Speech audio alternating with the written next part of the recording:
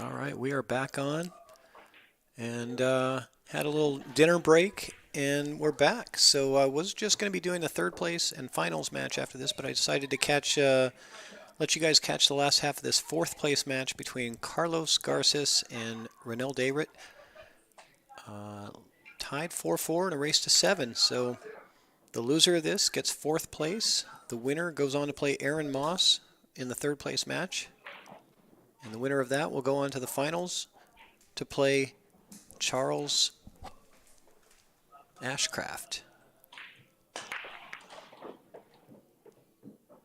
So a lot more action here.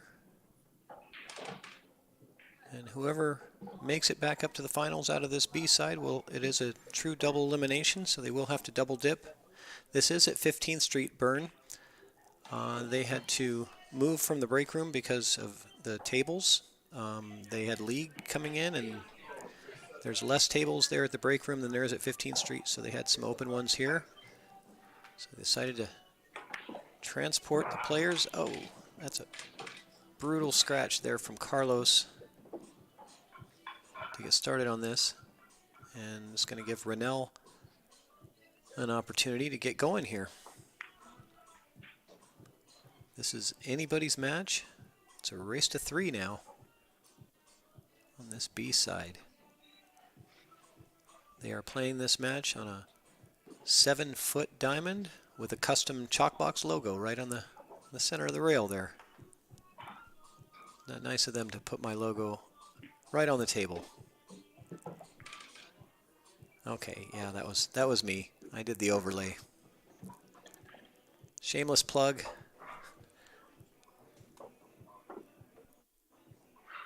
I thought it fit nicely on the table there.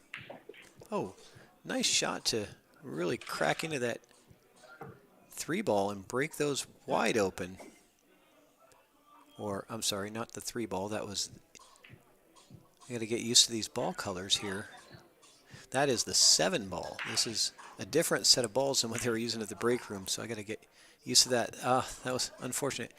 He really hammered into those balls pretty hard to get the shape, which worked well for him, but that shot right there, it did not work so well.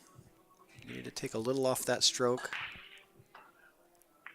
Just let the spin and the rails do the work for you. Carlos with a clutch bank shot here on the 6-ball. And that red one, it looks like a 3-ball, but it's the 7-ball, as we now know.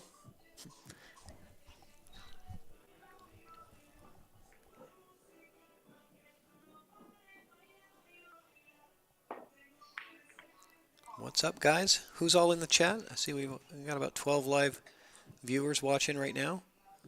Go ahead and share the stream. Give these guys an audience to play for. Oh, just barely rattles that 7-ball home. Certainly wiped its feet on the way in. And not the optimal position here on the 8. He's going to have to avoid the side pocket scratch by using some draw. So I think just use draw, hit this a little firmer, and let it come around 3 rails to get shape on the 9. Don't try to hold anything here.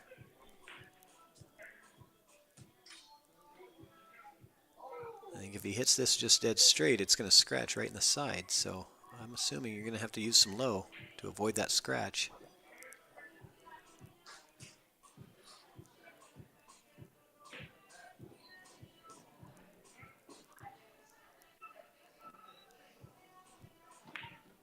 Yeah, 3 rails, same pocket. I agree, V. That's the way to go. But he's got to use a little bit of low. Okay, just undercut the ball there. And leaves a bit of a tester here for Renel.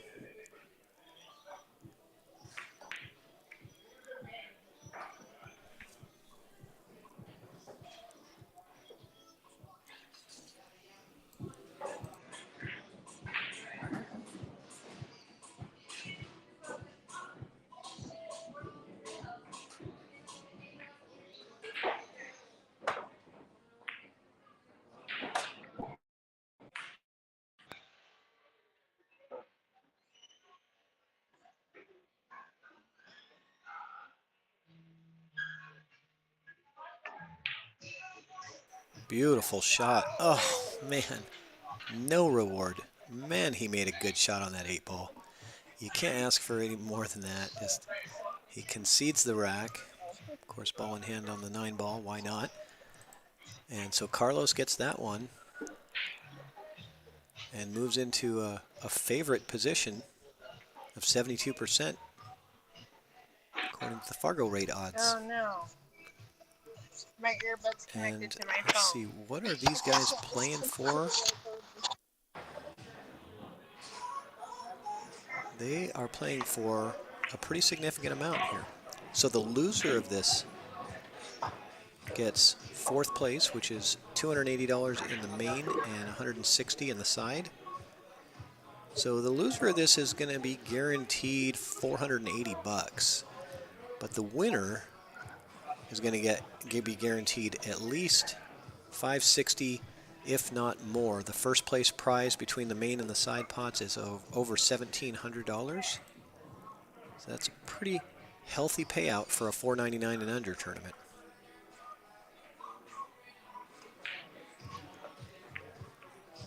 Yeah, Aaron is waiting for the winner of this match. So Aaron is waiting.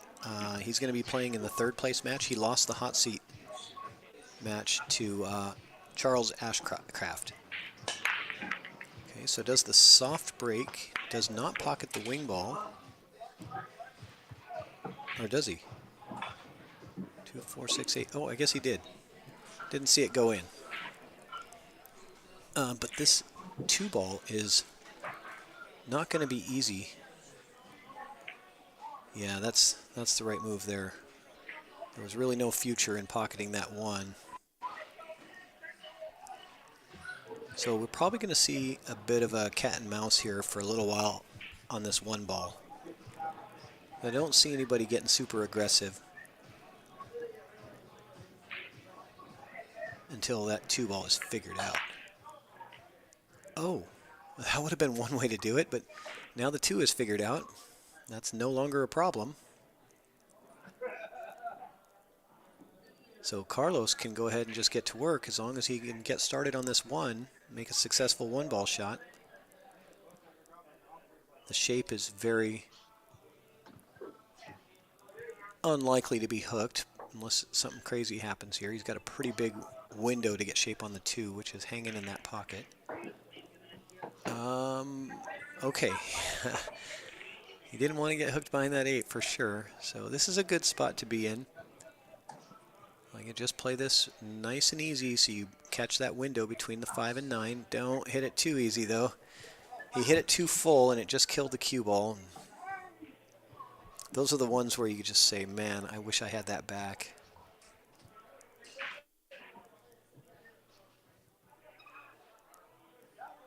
Easy to do. If he hits that just a little thinner, it's going to come out. So here he's going to give it a jump shot attempt. He's taking off the back of that jump cue, shortening it up. And he's going to try to do a quick up and down here. Very good shot. Well done. Carlos with the jump, gets out of trouble. Nice position on the 4. He's able to float down for the 5 next. You just got to watch out for that scratch. I like just floating down for the short side on the 5.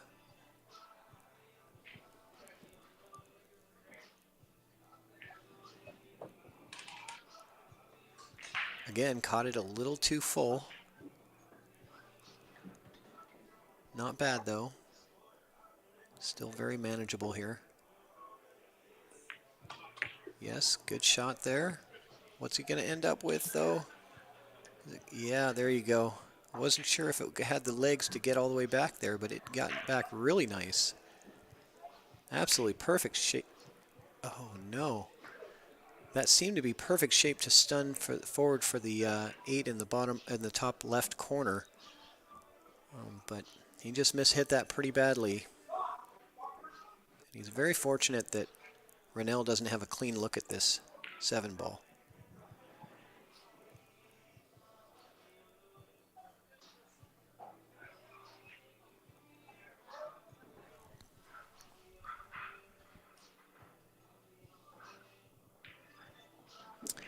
Fun fact, Charles Ashcraft is the only player left that did not buy into the side pot. Oh, ouch. And he's sitting in the hot seat. So that's money left on the table for Charles. But we don't need to remind him of that. I'm sure he's well aware of that right now.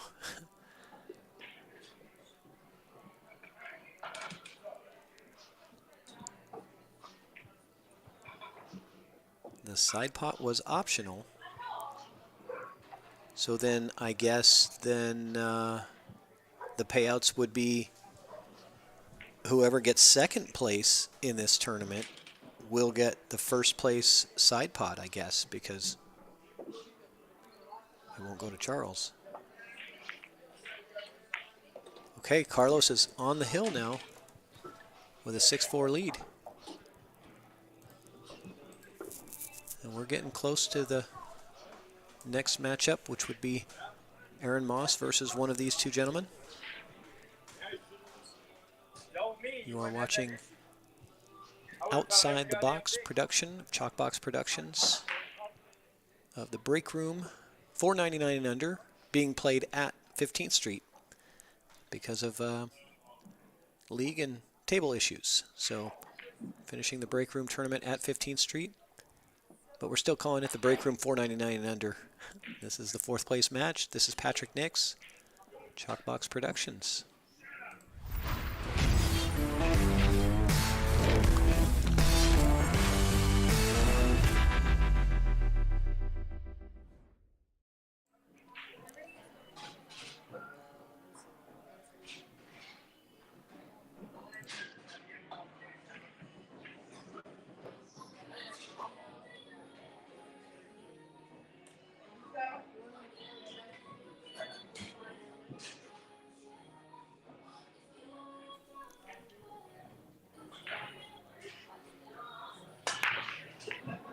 So there's that. We've seen that scratch in the side so many from the last match and in this match as well.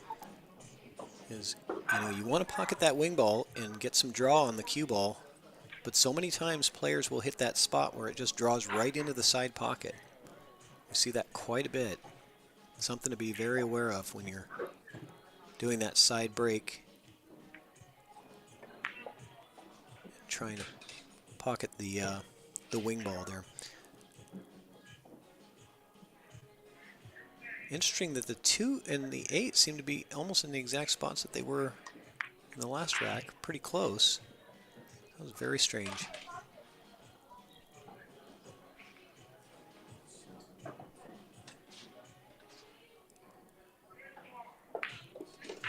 So 3 to the 4, he got lost that cue ball a bit. I think he thought he was going to bump it or bump the 9 there.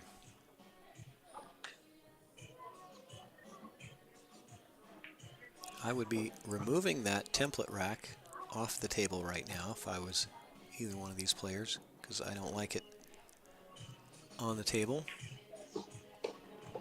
Certainly player's preference. So the green 6 is the next ball.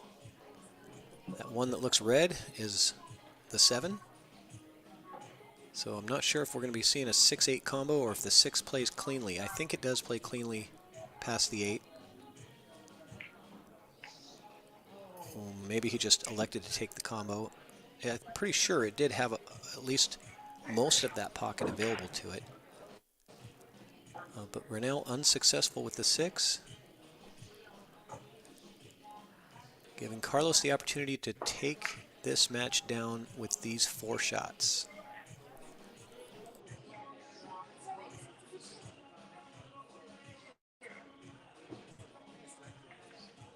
I think he's getting his extension. Even on a 7-foot table, you do need the extension once in a while, and this is one of those shots that is just your body's over the kind of the corner of the table, so unless you can shoot it left-handed, it helps to have that extension. Now he's thinking he's going to need a bridge. Or not. It's a bit of a reach, even on a 7-foot table. Just can't get comfortable with queuing, so I think he's realizing the bridge is the best option here. This is when it makes sense to just take your time and make sure that you have the right comfortable position in place, because these 4 balls are very valuable balls. You want to make sure you get this run out just right.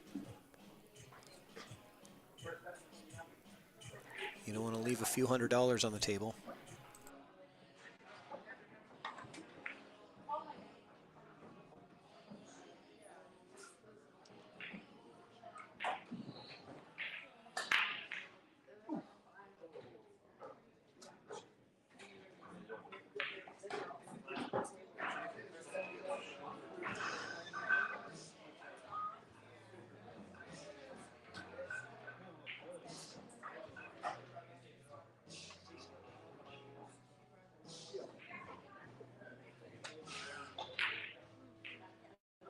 I'm not sure what happened. Did Carlos foul somehow? I wasn't watching that, but apparently he must have tapped the cue ball with his tip or something while he was practice stroking it. So pretty major error there that could end up costing him.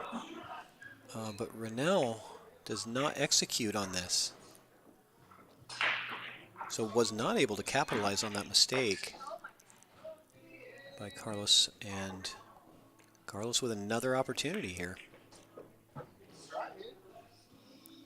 If he cuts this 7 ball in, he's pretty set. Just watch the scratch. Dead in the corner.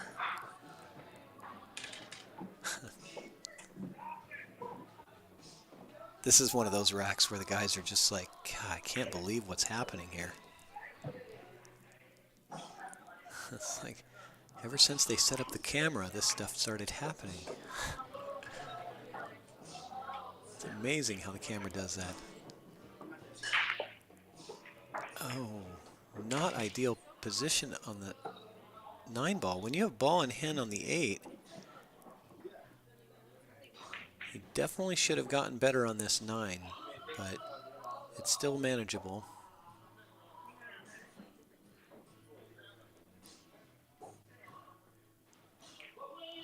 And he overcuts it. This is the nerves, guys. This is the pressure of the moment. His opponent's on the hill. He's been battling all weekend, all day yesterday, all day today. You know, you got the live stream going. This is when the players are under the most pressure. So a little back cut here on the 9. It should be safe enough as long as he hits it thin.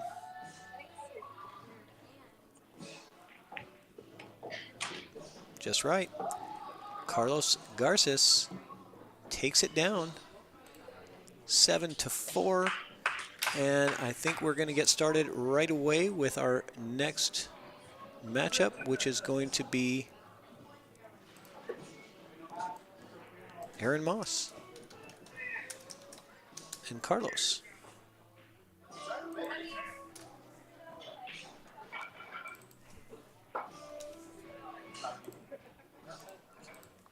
They're playing a race to 7, and this is going to be the 3rd place match.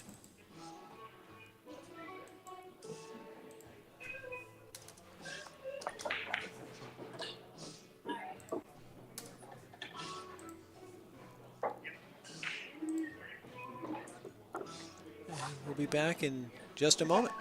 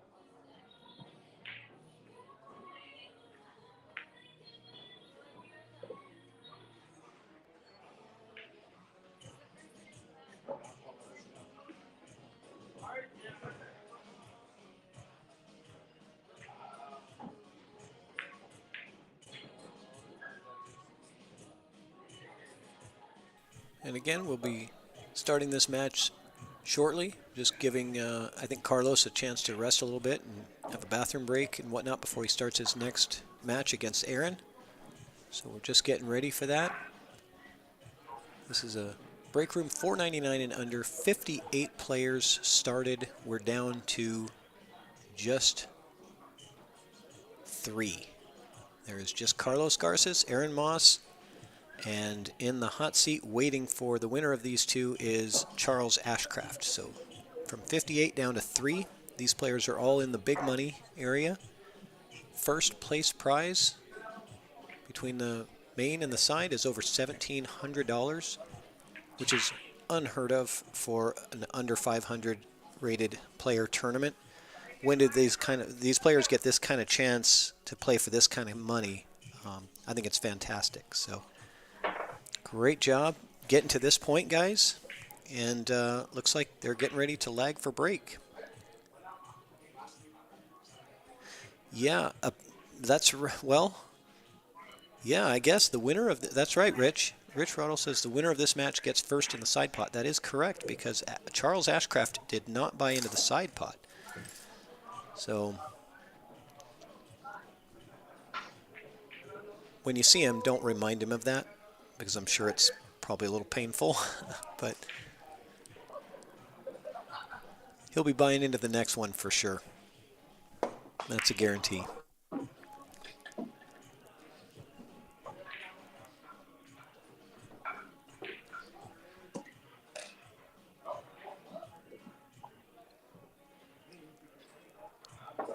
V-Man is saying, let's go. He wants to see a Charles Ashcraft versus Aaron Moss finals. Uh-oh, did we lose the camera? What happened? Hold on. Looks like we lost our camera feed. Let me see what I'm doing here. Hold on.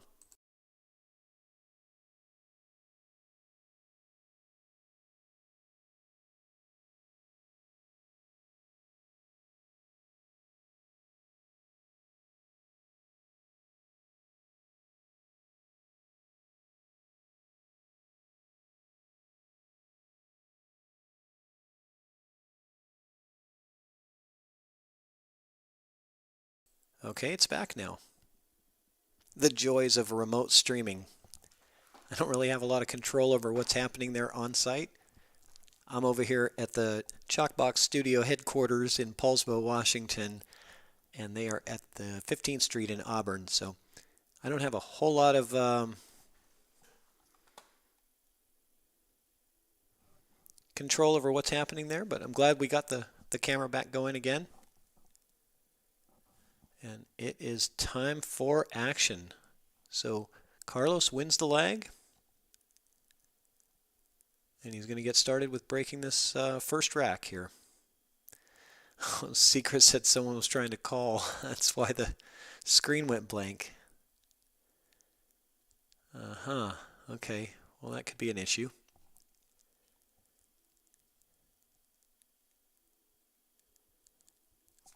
All right. Triple G is in the chat. If any railbirds out there want to take a little sweat bet action, he's looking for, he wants Aaron Moss in this one. Any Carlos fans out there? Hit him up.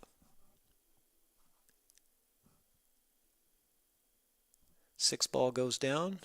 8 ball goes down. Nice look at the 1. I like how the only 2 balls on that side of the table is the cue ball and the 1 ball. And he's got a great angle on it. He should be able to just float off this side rail and back down for the 2. A little more float. He's hitting them a little soft. Probably better than hitting them too hard, though, in most cases. I don't see a future here. I see a safety here because there's just really not much chance of getting anything on this 3 ball. And that's what he says as well. Was not successful. Aaron is going to have an opportunity to re-safety him here if he can figure out how to manipulate this a little bit. I think clipping off the right side of this 2 ball with some spin, you want to come 2 rails with the cue ball and maybe aim for the cue ball hitting that 4. The 2 is going to hold up by hitting the 5. That's, oh, he went the other way with it and pounded it into the other way. And he gets safe. There's more than one way to get safe.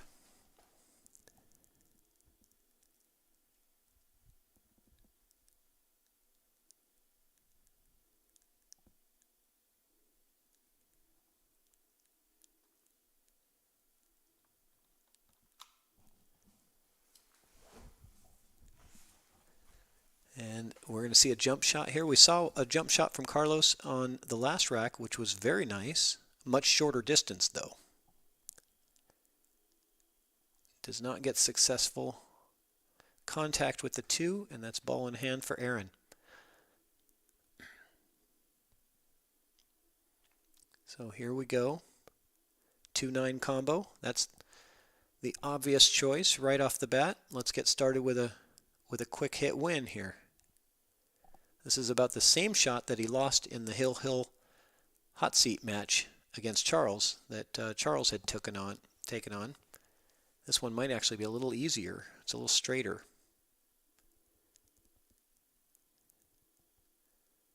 But the 2 and the 9 are a little further apart, so that takes, you really want to have this lined up good.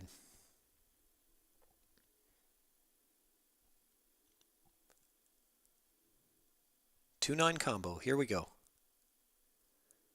Down the hatch. Aaron Moss takes game 1 with a combo and is up 1-0.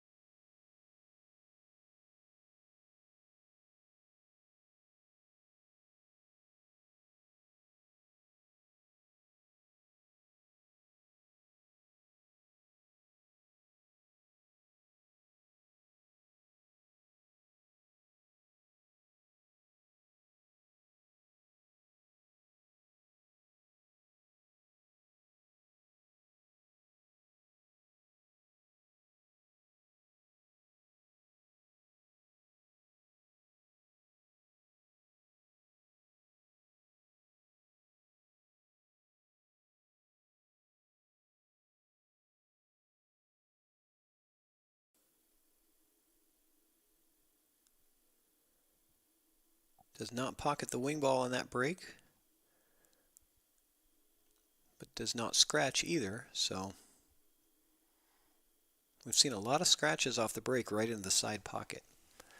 That one, he just came across the other side of the 1, which is not going to make the wing ball very often.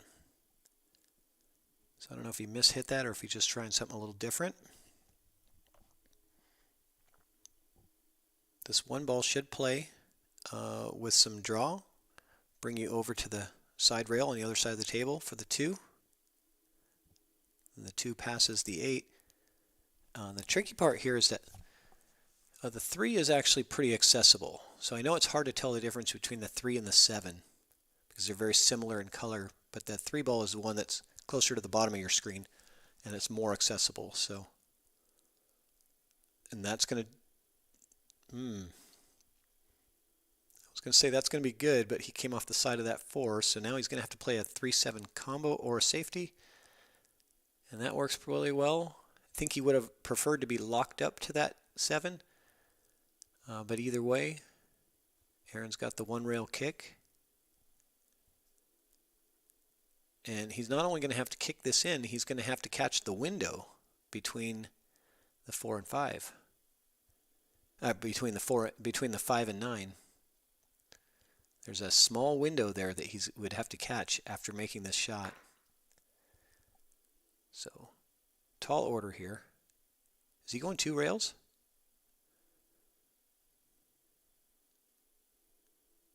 No, 1 rail. Okay. That worked out okay for him.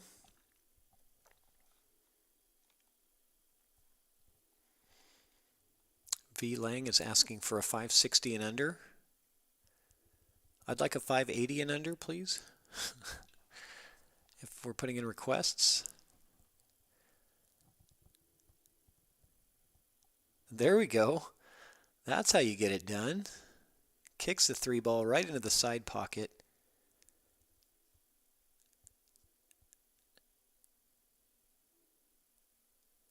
And what's he going to have on the 4 ball here? Might have to look for another safety. Jack Kiskey's in the chat wanting a 613 and under. Now we're going to get real specific. Oh, that 4 was headed to the pocket. It was going to, if the cue ball didn't come and double kiss it, it would have went off the 8 and in the pocket for sure. Okay, so Aaron is ready to fire here. He's ready to get started. If he's straight on this 4, he can put a stop shot on it, and everything is really accessible from there. 5 in the sides, 6 corner, 7 corner, 8, 9 out. So a stop shot here if it's possible.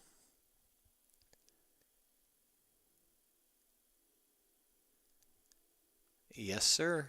Just like that. Just from here, it's so simple that you just don't want to overcomplicate it. Don't try to get perfect. Just stay on the correct side of every shot.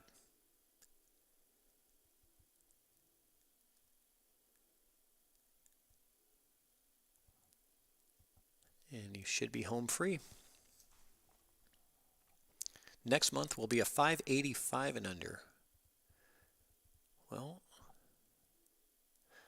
oh, is that going to be, oh, that's not going to work for Aaron. Only thing he needed to do was just get on the other side of that ball, and anywhere mid-table would have been a good position even. So hitting that to where he was coming super close to the ball was not ideal, because it just makes for the margin of error increases dramatically. If he keeps the cue ball in the mid-table area, he would have guaranteed had a shot at the 7. Is he looking to try to safety this behind the 8? This is going to be a tough position to get to if he's trying to get this cue ball behind over by the 8 ball as a safety. Yeah, that was a really tough shot to execute.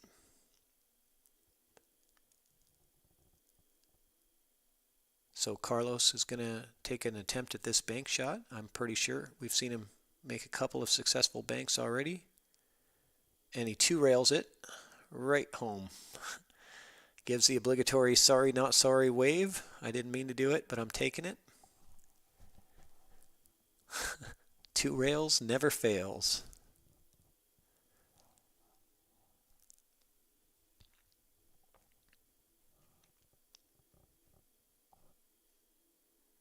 Carlos with the 9 ball to tie it up. There it goes.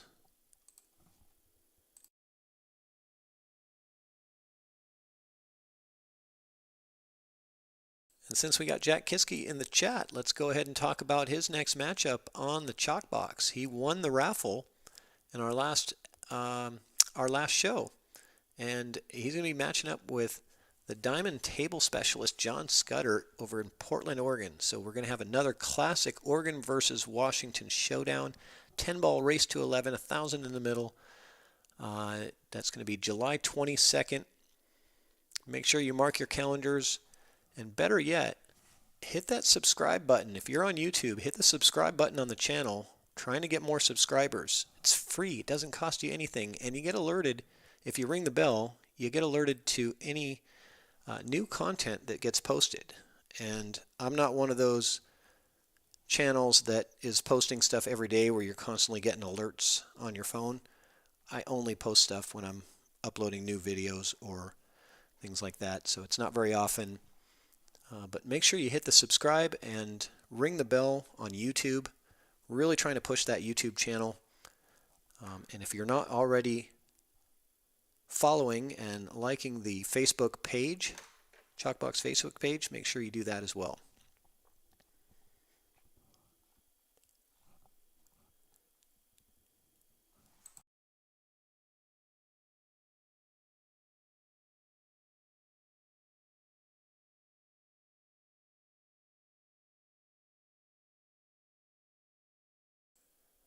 All right, 1 ball down, 6 ball down, and 8 balls down. So he made 3 balls on the break. Does he have a shot at the 2 in the side? He's looking at it. I think I'd like to rather take that in the corner anyway, even if it does go in the side. I prefer that ball in the corner because I know where the cue ball is going to go. It's going to go right into the 3.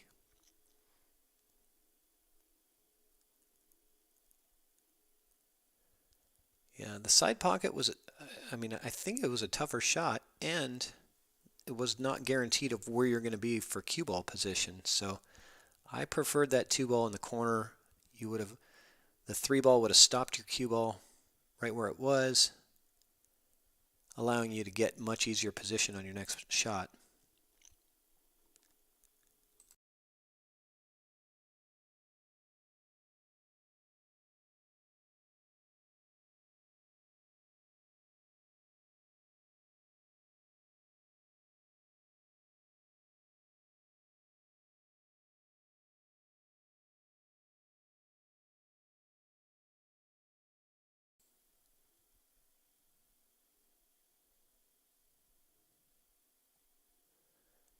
So Moss with another open table opportunity. Last one, he definitely had a golden opportunity to take that down and just got funny on the 7 ball. Let's see if he can stay in line. The 4 to the 5 here is the tricky part here.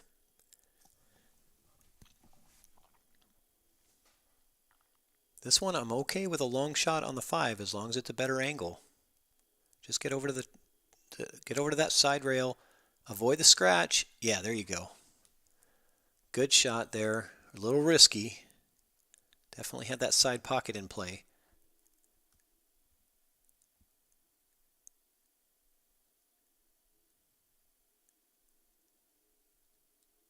Okay, bumps the 9. And cue ball stays on the table. He's still alive. And here we go, 7 ball really for the win, because as long as he doesn't scratch and he pockets the 7, 9 ball's almost a guarantee here. So this is the game-winning shot.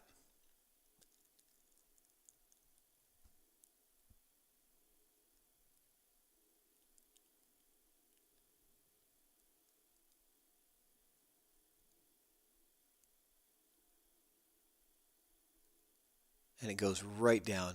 Perfect shot. Well done, Aaron. Way to take your time with that one. He really settled in, made sure he was lined up right, put a good stroke on it, stayed down.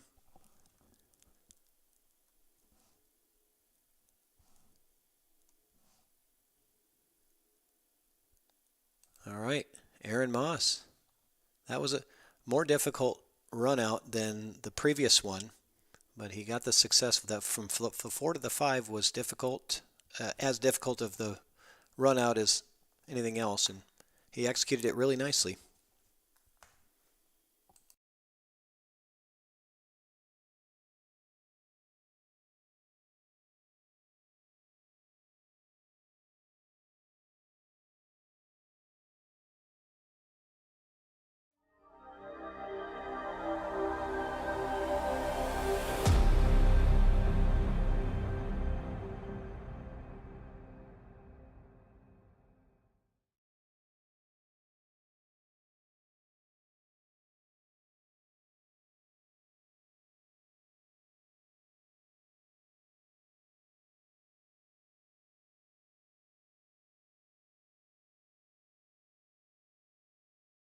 So again, if you guys are just tuning in, this is the third place match of the 499 and under Breakroom tournament. These matches are being played at the 15th Street because they had to move locations. But 58 players started. We're down to 3.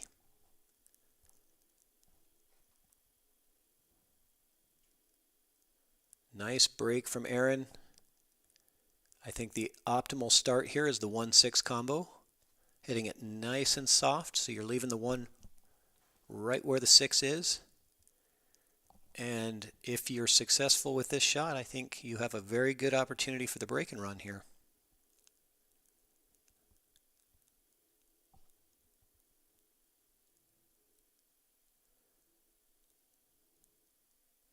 You just don't want to send this one off the left side of the 6 as you see it now. Oh, I don't like that either. I did not see a scratch coming there.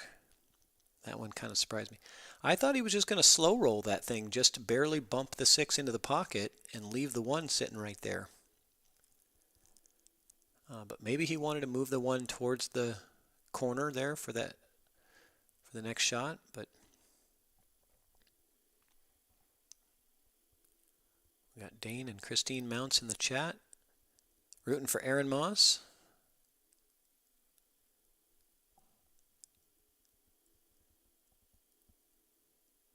Bit of a tough miss there from Carlos to try to get started in this rack, and turns the table back over to Aaron.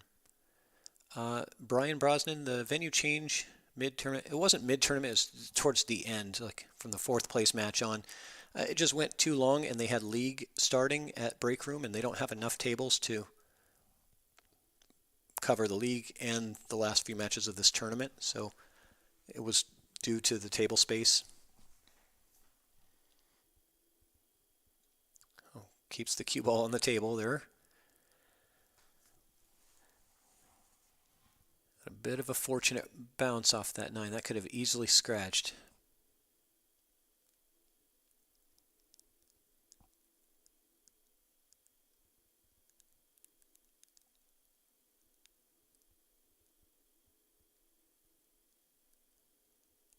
Okay, he's got work to do now.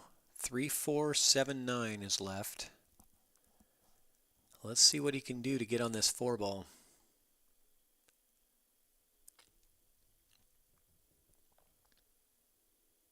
I agree. I'm glad he didn't try to slow roll that.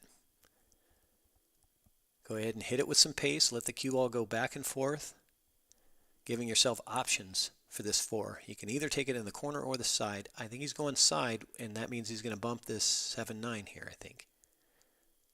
Oh, did not go. And he gets a fortunate roll.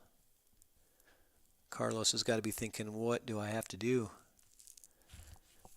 Get a shot here, but that's just the way it goes sometimes.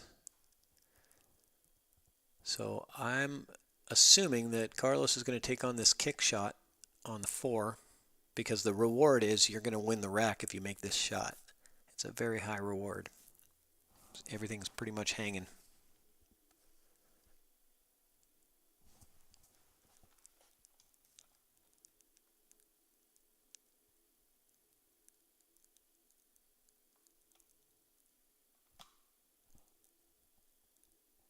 And, oh, wow. You couldn't have come much closer. I mean, he got a good hit on it, and he still doesn't make it. Bounces off both points of the pocket and settles up right in the center there of the jaws. And the only place Aaron does not want to leave this cue ball is behind the 9, or, of course, in a pocket. Anything else is just fine. Doesn't matter how far it is, you're good. Just don't get behind the 9.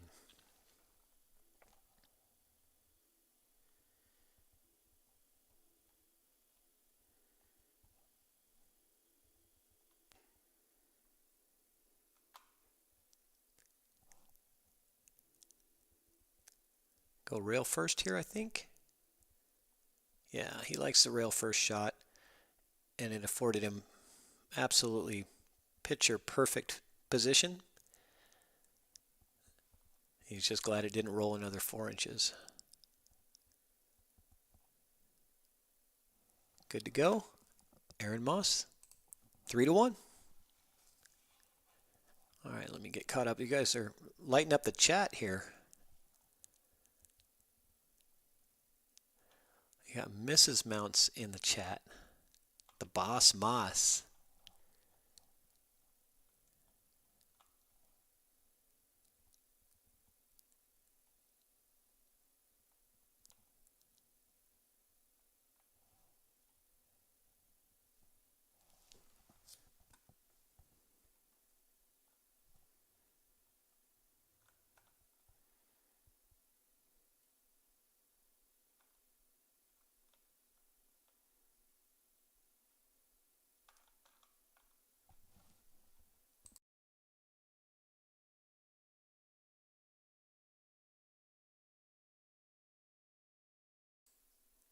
You got JP Webb in the chat. The champ. You're welcome. I'm glad you're watching. Glad you're enjoying it. Some big money. You should be in this tournament. You'd be taking this thing down, Mr. 420 Fargo. I know you got what it takes to get through a tough bracket.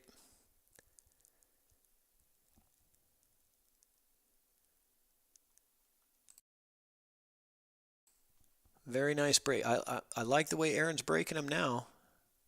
He's getting good control on the one and getting good control on the cue ball, pocketing the wing ball.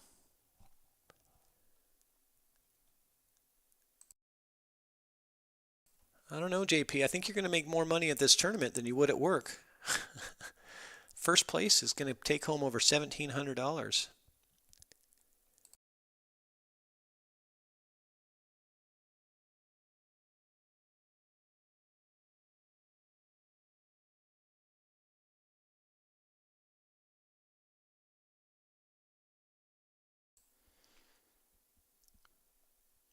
All right, what's the odds on a Aaron Moss break and run on this rack? What do you guys think?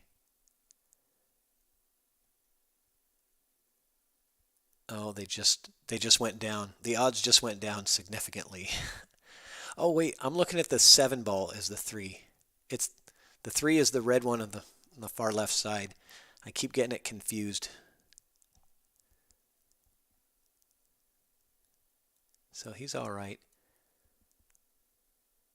But the 4 ball is going to be tricky. That's the purple one at the bottom of your screen by the side pocket there. And that is not going to be easy. He seems to know what he wants to do right away. I don't know if that's a good sign or a bad sign, because it doesn't look like I know what to do. I mean, that's not what he wanted, obviously. So here we go, 4 to the 5 transition. Even with ball in hand, it's not automatic here. Carlos has got to figure out, navigate the easiest path to the 5 ball. And I think the 5 does play in the top right corner. And if that's the case, that's going to be where I'm looking to deposit that ball. The easiest place to get shape for. All right, so he likes putting the cue ball on the rail and just going forward. Not a bad idea.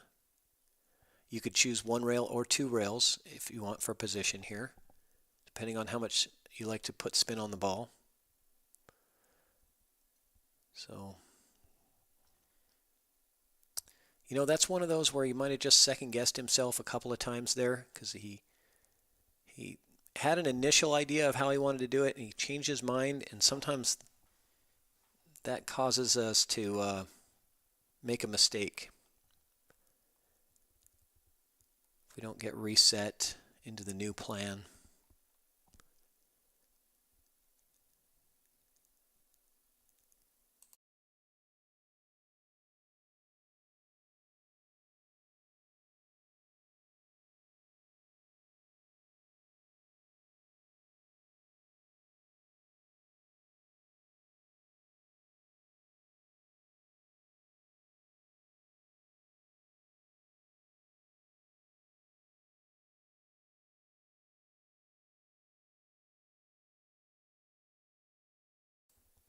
So luckily Aaron had a window there to get to that 4-ball. And he's playing pretty strong right now. So far, from what we've seen from these two players, I would put Aaron as the strong favorite here, the way that he's playing right now. And I'm not saying that that can't change, but Carlos needs to get in gear here if he wants to have a chance at getting into this finals match next.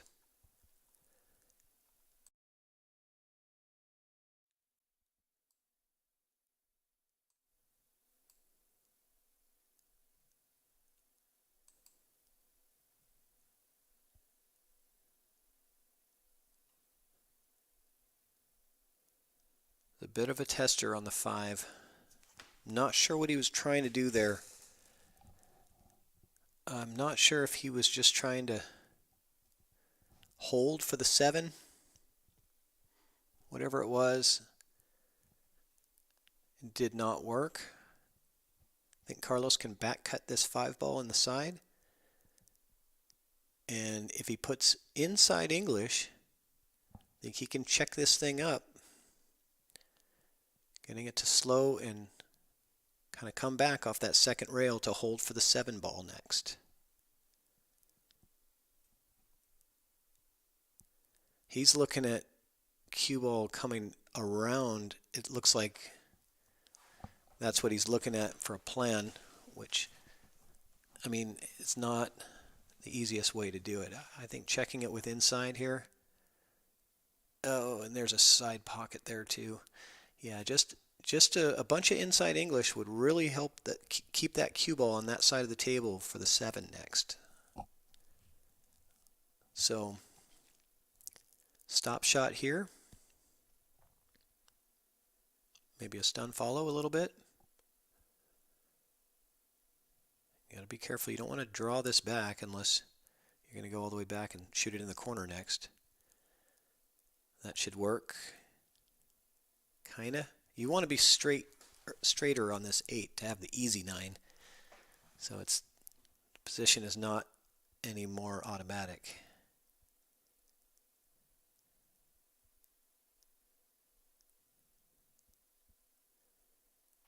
That's well done. I like how he did that. Go ahead and take the 9 in the longer pocket. It's a 7-foot table. There's no such thing as a long shot.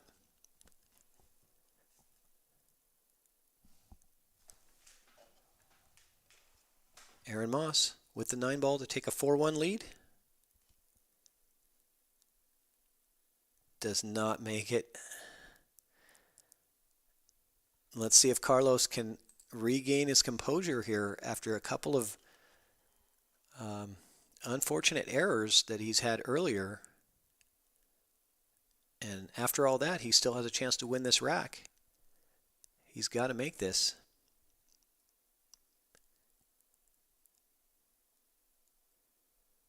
And he does. 3-2 instead of 4-1. Big difference. And after a couple of pretty bad errors by Carlos earlier in the rack, especially one with ball in hand, to have that opportunity to win the rack, it's got to feel good. I mean, those errors never feel good, but when you still win the rack and you make mistakes, they kind of dissipate a little bit. They don't linger as bad. But when you lose the rack after making errors, then they really set in. Can become very discouraging. So that was a nice confidence booster for Carlos, making that long 9-ball shot and staying in this match.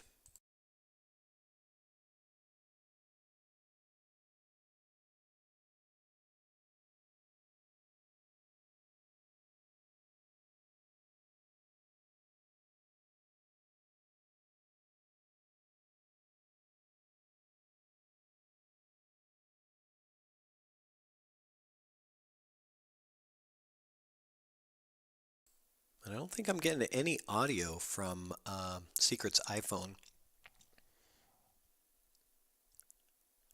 I'm not sure why that's not coming through, but I'm not seeing any audio coming through. You guys probably can't hear the balls or anything from the tournament there. So I'm not sure why, but that's what we got right now.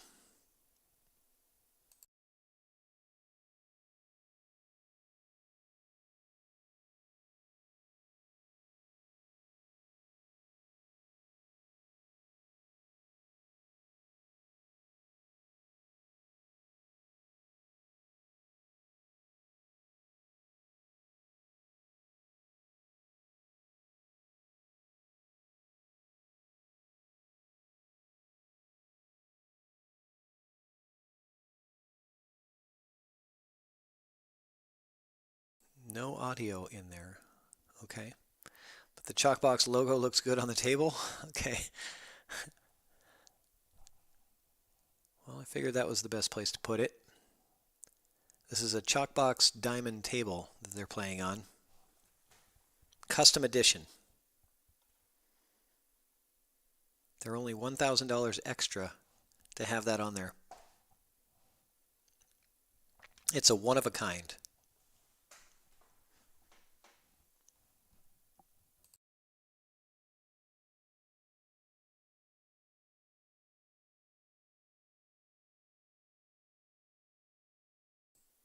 Needed to get a better bump on that 8.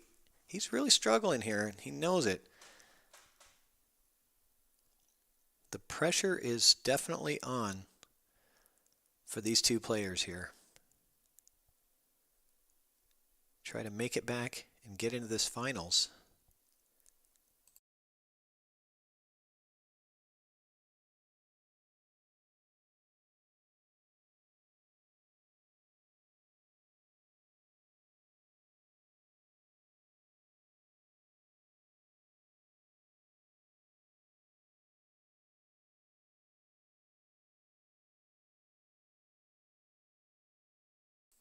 Good shot there. Well played. Kept good control of the cue ball, got a good hit, and snookered in behind a couple balls. And he's going to elect to do a kick off the bottom rail.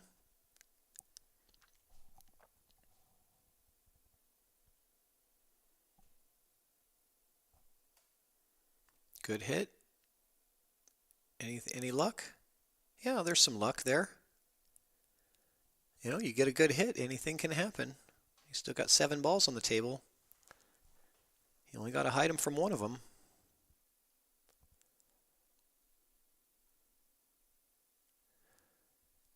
Anna, who is it that you're talking about? Is it Aaron Moss or Carlos Garces that you had lost to earlier? Oh, it was Carlos I see in the bracket. Okay.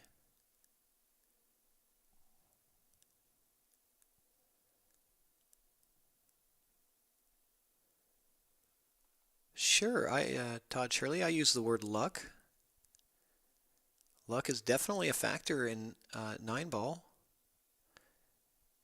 I always say the difference is that luck is when you're not trying to do something and it happens. Skill is when you're trying to do it and it happens. That's when it's skillful.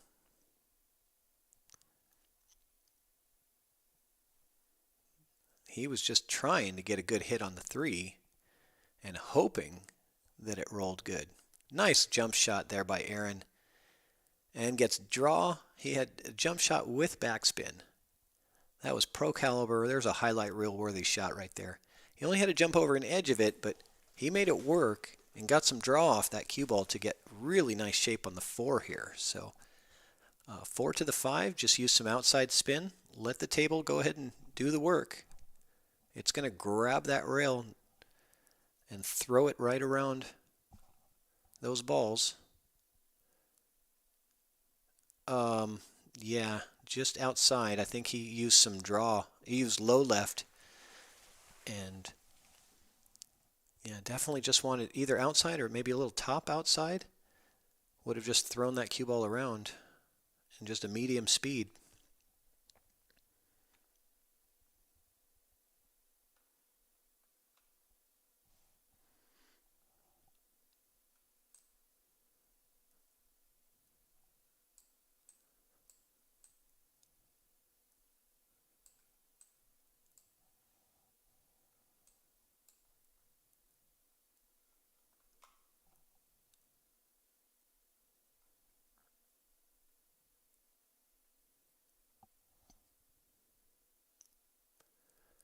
Secret. I was talking about the grunt. I don't know. We can't hear. We can't hear the audio. Yeah.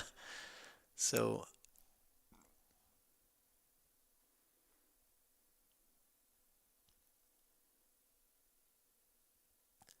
we'll try to get the audio fixed after this match, maybe before the finals. Maybe we'll see if we can get the audio going. But I don't want to disturb their match here.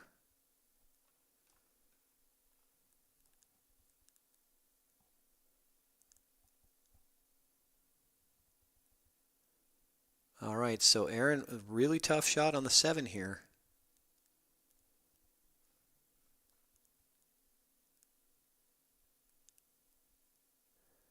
Daniel Wingate, who's waiting on the winner of this one? Charles Ashcraft is in the hot seat waiting for the winner of this match.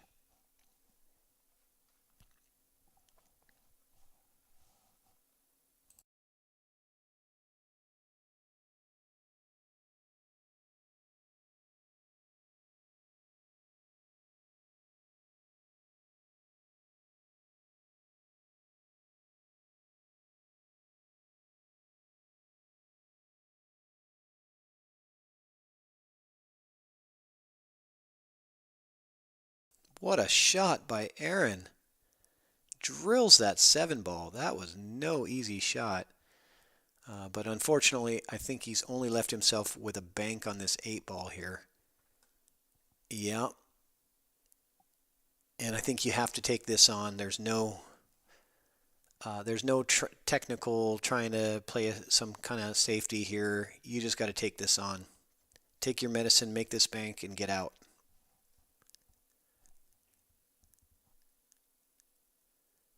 Don't bank it short, whatever you do. That was too short. Gets separation though. Gets a kind of a favorable bump off the 8 and pushes that cue ball down table a bit. So Charles with an 8 ball that looks like also a scratch shot. If it plays by the 9, it looks like it could be a scratch shot as well. So he's got to be careful about that. He's looking to see if it has room, I guess. I think that's what he's looking at. Lee Vestal, yes, we are streaming on YouTube and Facebook. Chalkbox Productions YouTube channel or Facebook page. And I also shared it to the Chalkbox Productions Facebook group.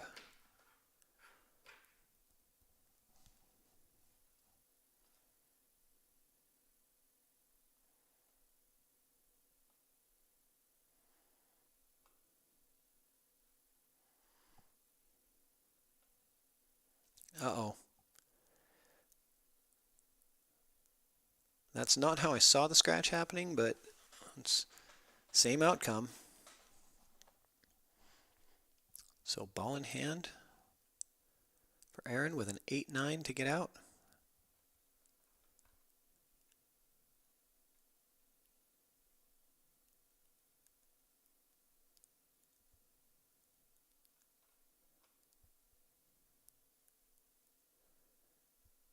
Very nicely done.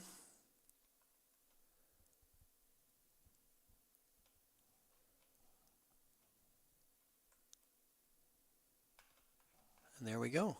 Aaron Moss takes the 4-2 lead. Let's see, what does his stats jump up to? He's at 66% right now and 79% with a 4-2 lead.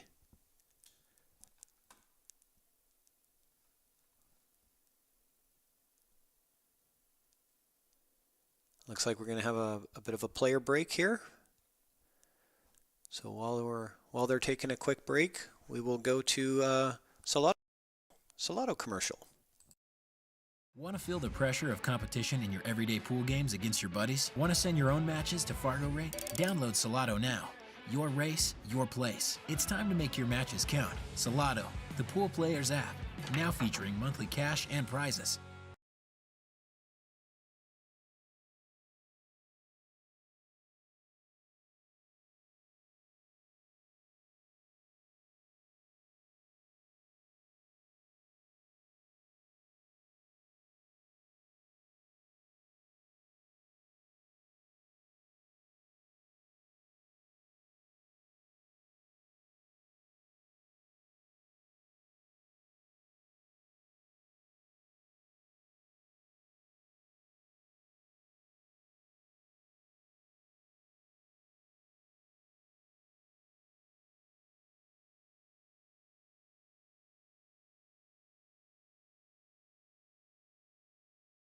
You guys couldn't hear me because I was on mute. I hate it when I do that. So we'll talk about that in a minute. But I had the mute button hit. Classic.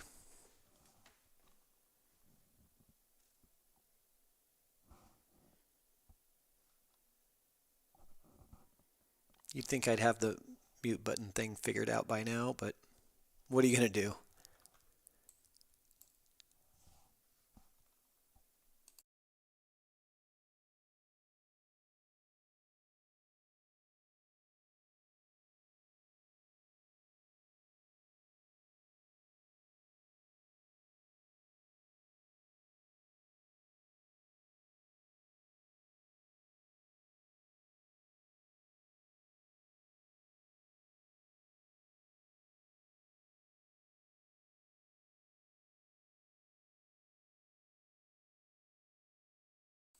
So Todd Shirley, I'm not sure what you mean. Can I put them back up? The Fargo percentages per game were a nice touch. Can you put them back up?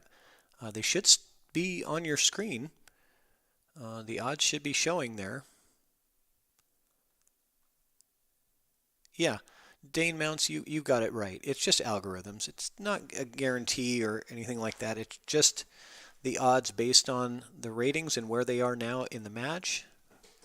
And right now, for Carlos to win 5 games before Aaron wins 3, according to their ratings, Fargo rate says he's got a 20% chance of doing that.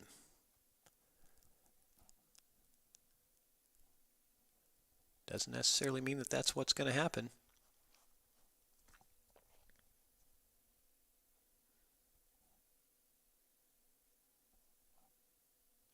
Oh, nice try on that bank shot. Comes as close as I could expect on that one. And I wonder if Carlos is going to try to keep him off balance with a little safety play here, because there is the option to do that. It's not easy, but neither is the offensive shot either. Yeah, the safety was not easy to execute. He really had to make sure that that cue ball got around the 5 ball. Bumping into the 5 was not going to get it done.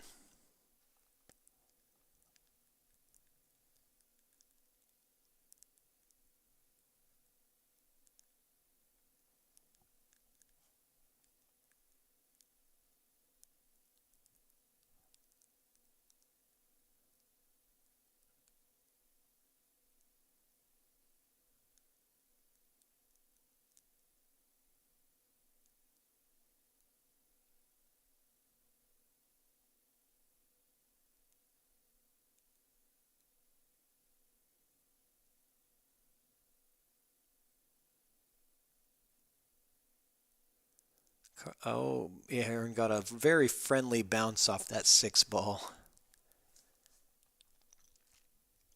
Very friendly. Because that put him right in line. I like a little draw shot here. Yep. Don't overhit this. Just a nice, slow, smooth stroke with some draw. You'll be right in line for the 5. Good shot.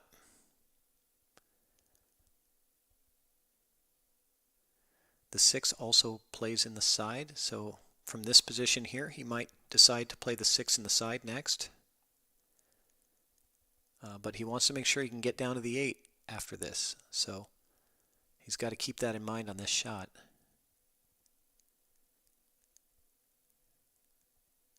Oh, he hit that a lot harder than he wanted to.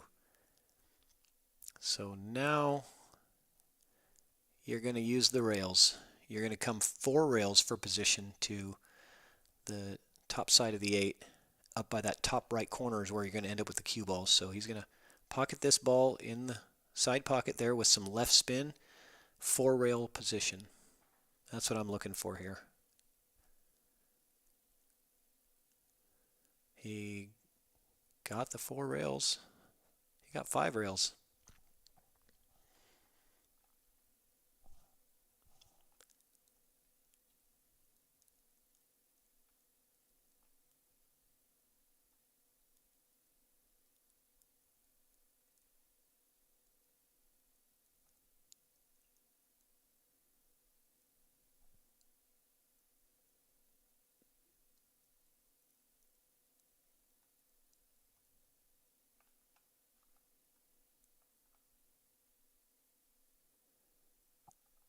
Dane Mount's secret is at 15th Street, not the Breakroom. You might notice the carpet in there. Might look familiar. And the way the tables are all lined up like that. Okay, so Carlos getting it one back here. Improves his odds a bit. We're at a 4-3 game. Okay, so now that I have my microphone working and I can talk over this flyer, Jack Kiske versus John Scudder, Oregon versus Washington, July 22nd. Make sure you mark your calendars. This is going to be a really good matchup. And I am still looking for an opening match for this event. And I know I have Brian Brosnan that is looking to play, as well as Andy Kashuba. Both of them have won the raffle recently, and I owe them a spot on the show. So we're going to try to get either one of them to play on that date. We're just working on opponents and availability and scheduling and that kind of stuff. So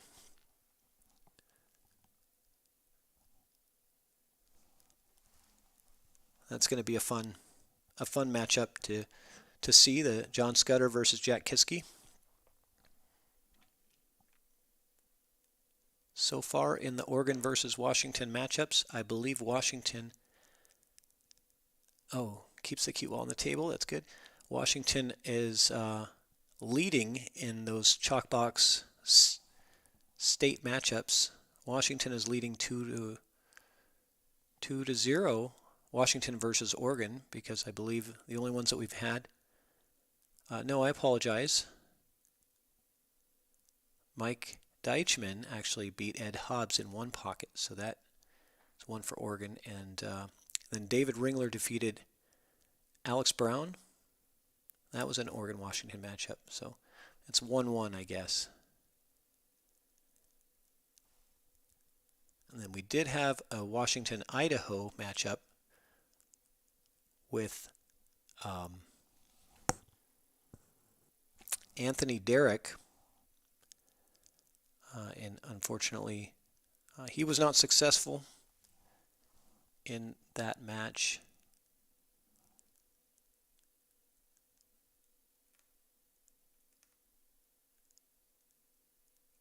Okay, so what do we got here? Safety. Yeah, there we go. That was all cue ball on that shot. Look at where he got. That's going to get some snaps. If you're watching that live, give that man some snaps. This is where you just lock two balls up. There's no 3-foul penalty. So I'm looking to try to lock up two balls together, because you have a very low percentage chance of getting a legal hit. There's no point in going for a hit here. There's no reward in it, unless you get incredibly lucky. The best bet, statistically, is to lock up two balls, and if you can, the 2 and the 4 would be the most ideal balls to try to tie up, to make it where if he's got ball in hand on the 1, he can't get shape on the 2. If there's a way you can back cut that 2 into the 4, just tie it up to it, that's what I'm going for. He looks like he's going to fire at it. And he almost gets a successful hit.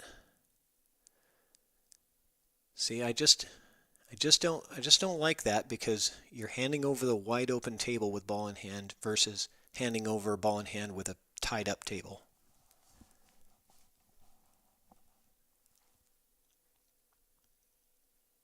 The only reason that I wouldn't tie up a ball is if there was a 3-foul rule.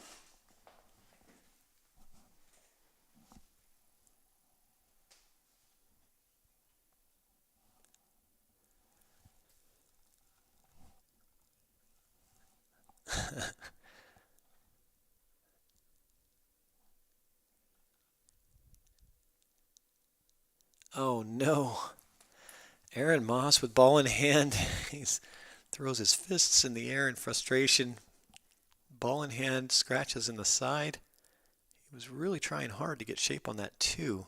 Not sure why he didn't go to the other side of the 1 and just sort of play that cue ball up for the window between the 8 and 3, you would have had a good opportunity at the 2 ball there. So not sure what he was trying to do.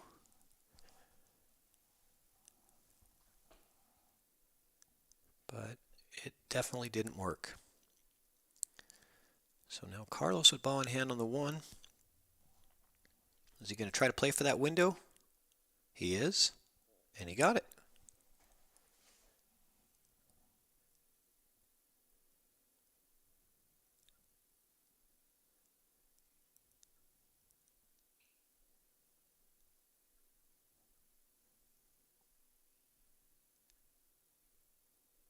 He got a lot more angle for this 3 ball than he was looking for here. Let's see how he does with controlling this cue ball. Nicely done. Cut that in like it was nothing. So maybe that's a sign he's getting a little more comfortable, because we've definitely seen the nerves get him on a couple of shots here earlier in this match. Oh, that's probably not going to be good for him.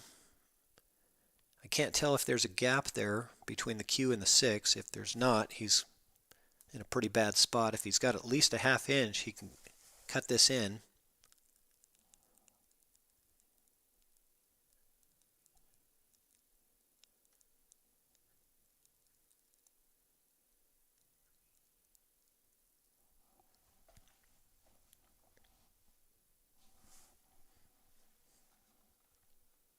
Well, down goes the cue ball and the 6 ball, and Moss with another ball in hand, this time with 3 balls on the table.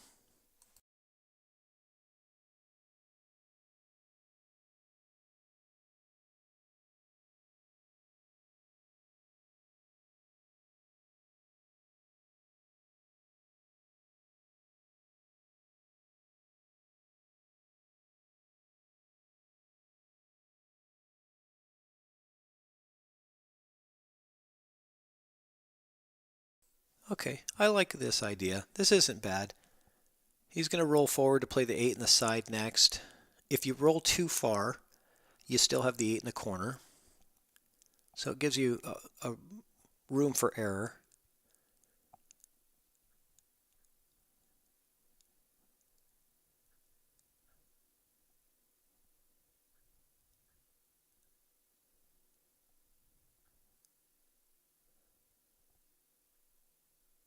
He gets it home, and he might choose to put the 8 in the corner. Like, he was thinking about the side, but that was the plan B of that shot, is that it allows you to play it in the corner if you want to, if you go too far.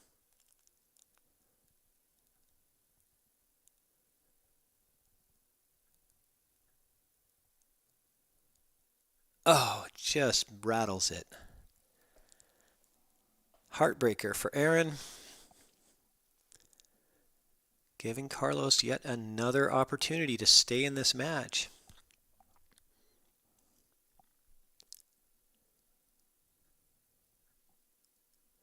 I think either one of these guys is thinking, man, it could be 7-0 right now.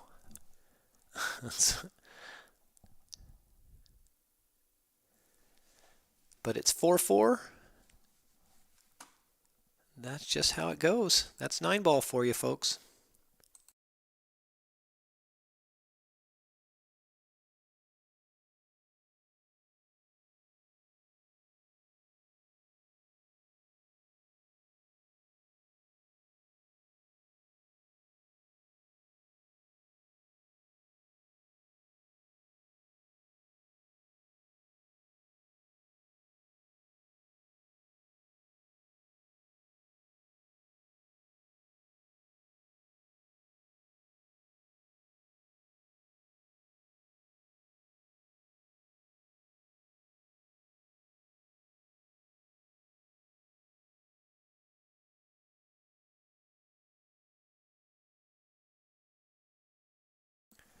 Yeah, and I'm reading your chat, and yeah, that's how pool goes, though, isn't it? Like, sometimes we play way above what we normally do, and then sometimes we play way below what we normally do. You just never know.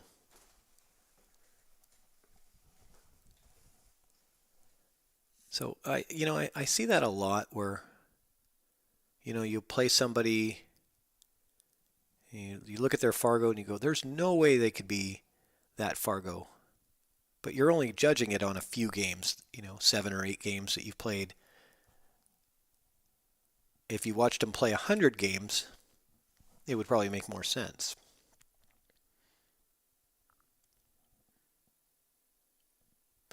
So did not get shape on the 2, but if he sees this, there's a pretty good safety where you bank that 2 ball 3 rails and out, and you lock the cue ball up to the bottom of the 3 ball. So he went straight up for the bank. There was a lock-up safety opportunity there. You put stop on that ball, you're automatically locked behind the 3. And as long as you can get the 2 to the other side of the table, you're good to go. Yeah, and I know the feeling. I've played a lot of players where I'm like, how is that your rating? You just completely destroyed me. But everybody has a gear that they can hit. I'm a 570 something player. And I know that sometimes when I'm really firing good, I can play it like a 650 speed. And when I'm playing bad, I'm playing like a 450 or 500 speed.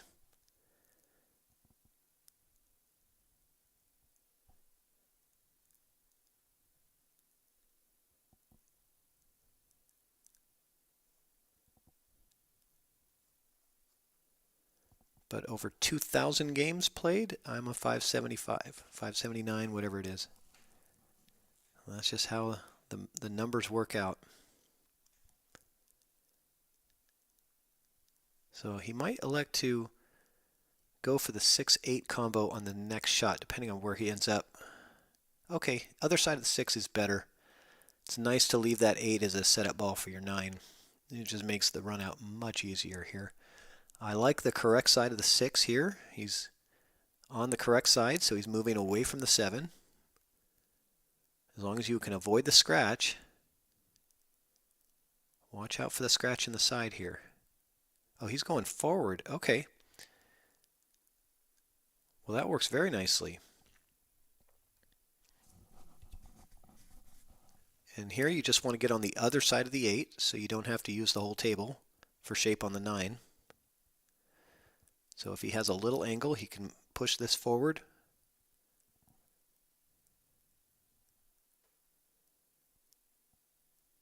He may not have had enough angle to do that shot where he gets on the other side of the 8. So now he is going to have to use some rails.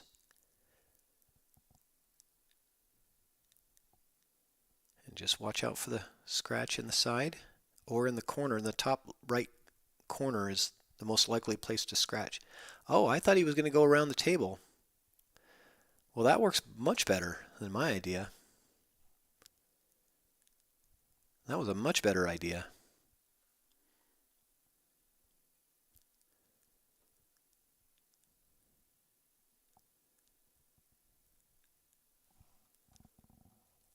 Aaron Moss with the 9 ball to take the lead. And he gets it. And his odds go back up to 70%. There you go.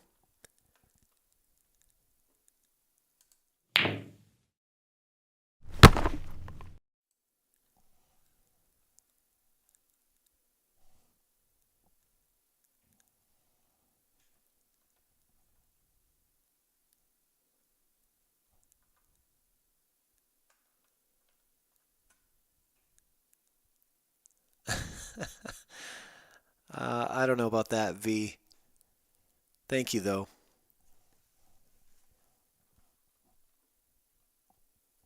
I'm just sitting at home, having a couple of beers, watching the action just like you guys.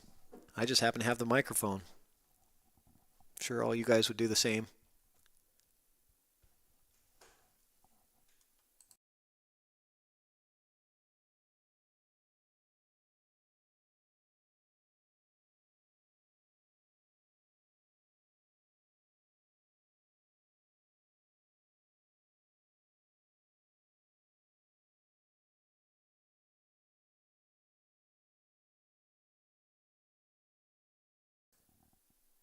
Nice job pocketing the wing ball, controlling the cue ball. Does not really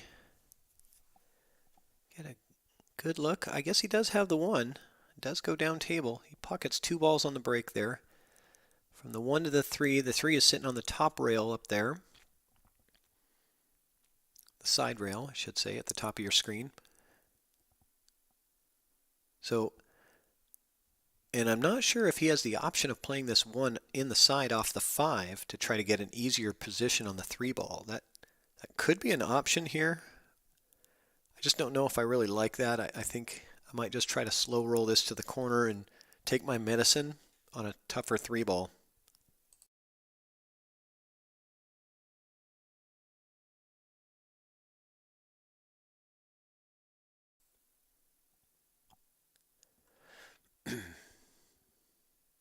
Yeah, he was looking at taking that off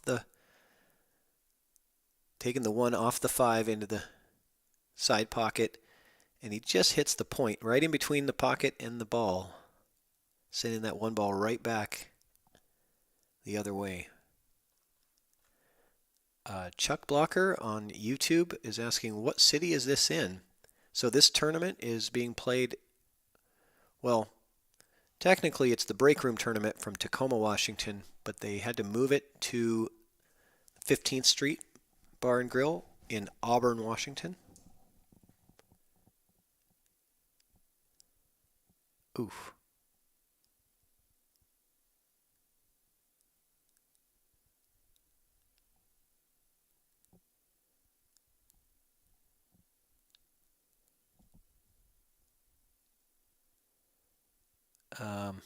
I don't like this. Massey around the 5. Wow, he does get a good hit on the 3. And he sends it right towards the pocket, too. I did not like his odds on that one. Really jammed up on that 5. Good attempt. And he did not leave anything easy here for Mr. Moss. He's going to have to kick off this bottom rail.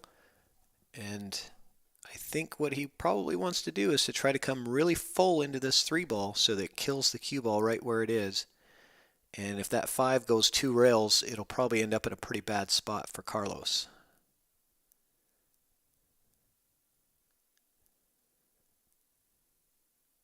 Okay, he did kill the cue ball, but unfortunately the 3 ball didn't really get going anywhere.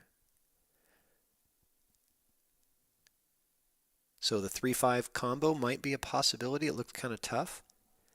Cutting the 3 down to the corner, also kind of tough, but it's there. And then you also have the safety play. You could come off as he's looking at it, the right side of the 3 ball to send the cue ball down 1 rail, 2 rails behind the 6 into that area. Or you could bank it off the 8. And there was lots of options there. He chose option C, just straight up banking it into half of a pocket.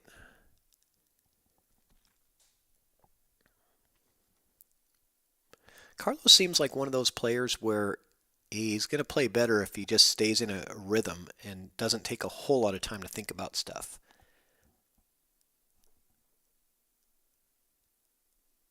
Because the shots that I've seen him make successfully, he just kind of gets down and goes to work on it rather than kind of overthinking it.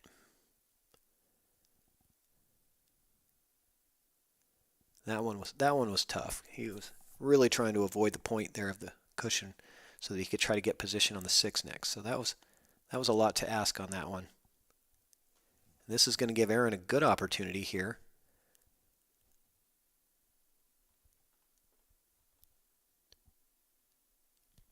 5, 6, 8, 9.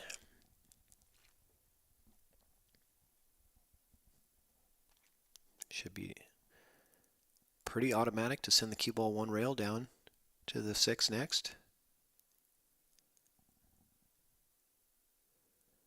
Hit that quite a bit firm there.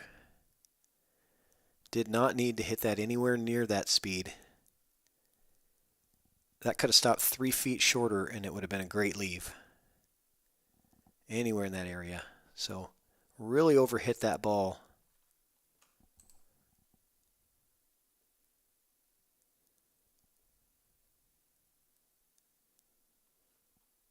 Yeah, that one was going to hurt. Aaron had a great opportunity there to get a two rack lead in this short race to 7 and put himself on the hill. But now Carlos is in the driver's seat, has the opportunity to tie this up and make it a straight up race to 2.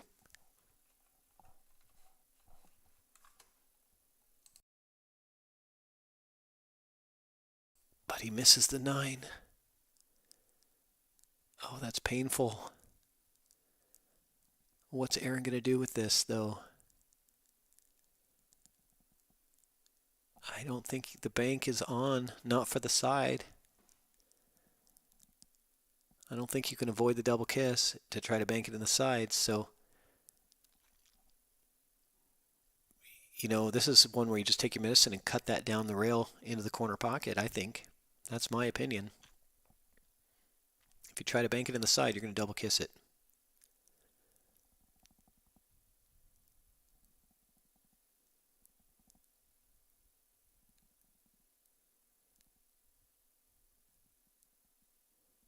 V says cut it. I think that's the right move. It's tough, but it's your only option. Really, Aaron, Aaron's got to look at this as a free pass. He pretty much scratched with just a couple balls on the table. It should have been game over. So he tried to come across the top of it to avoid the double kiss. And he scratches again in the same pocket. Yeah, I think that bank might have been possible coming across the top of it like he did. Just really a difficult shot. So tie game. Carlos gets it. Race to 2 for this third place match.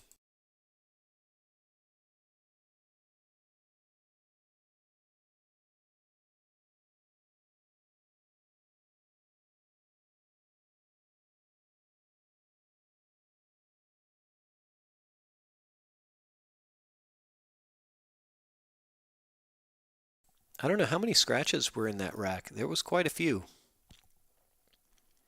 Should we start an over-under pool on number of ball in hands in this next rack? I think right now the over-under is 3.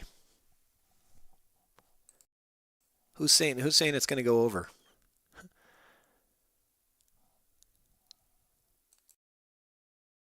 Who's got the over? I'll set the over-under odds at 3.5.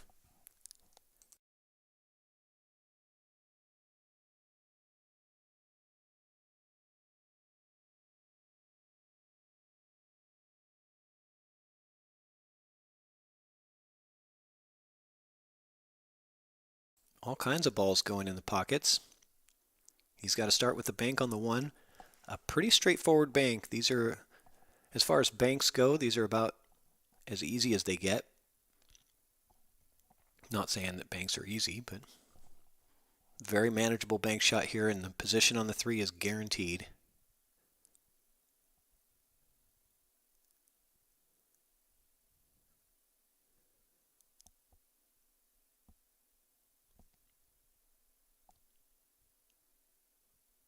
Easy to hit those short, though.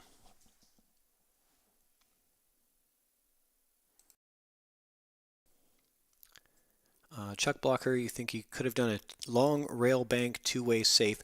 I see what you're saying. Yeah, I think you're right. I was looking at that as well on the last rack.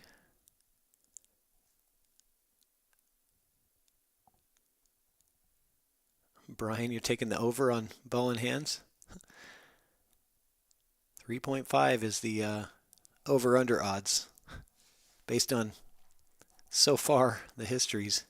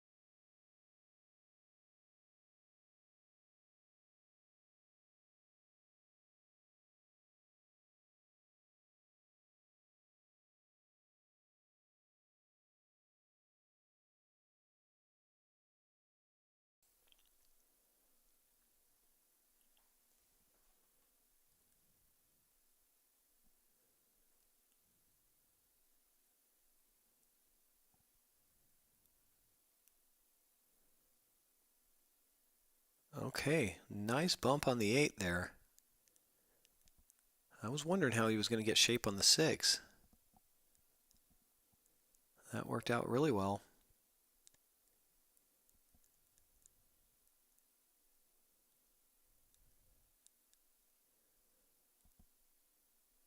Aaron is definitely stroking that ball with a lot more power than he needs to for a 7-foot table. And that might be the nerves of just the situation. Nerves definitely cause you to hit the ball harder a lot of times.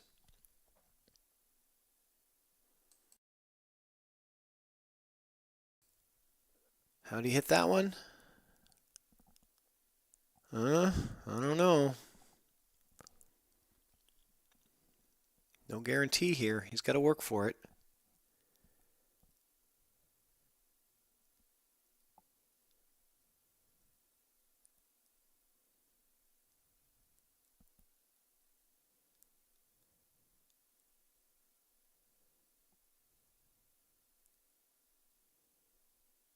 Gotta watch the scratch here too.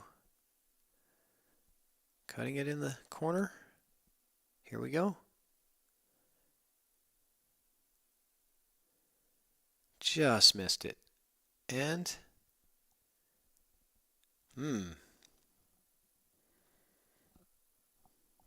landed a little funny. Nothing straight in here for Carlos.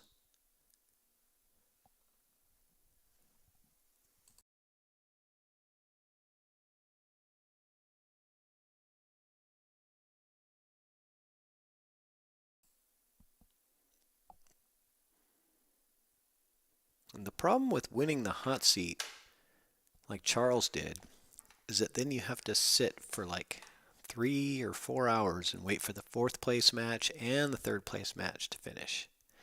Oh my gosh, Carlos almost rattles that, and then it finally drops in for the win of the rack, and Carlos gets on the hill first, 6-5, and boy, this match could have been either way here.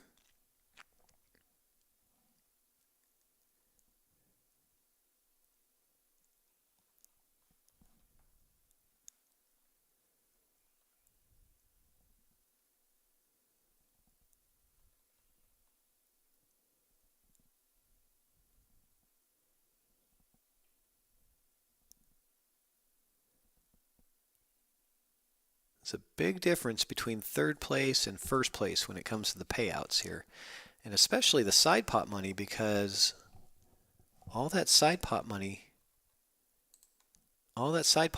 is going to these 2 players. The winner of this is going to get first in the side pot, 640. The loser of this set is going to get second in the side pot for 300 because Charles did not buy into that side pot.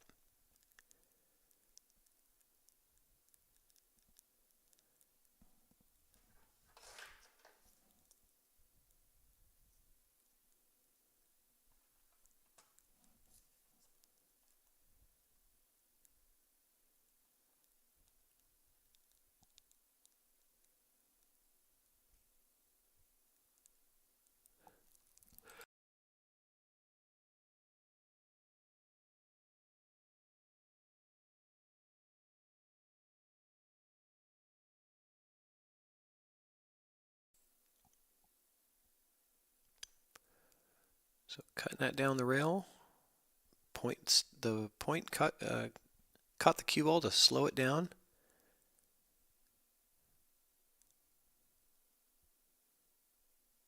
Nice little back cut on the 3 ball to get to the 5. And this is looking pretty good for Carlos. He might have this, well, I'm not going to commentate or curse it or anything, but he hasn't left the table yet since the break, so.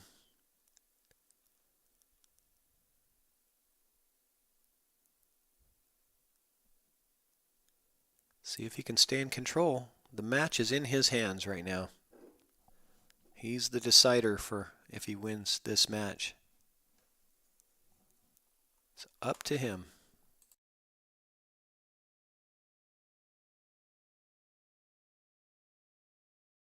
All Aaron can do is just watch and hope.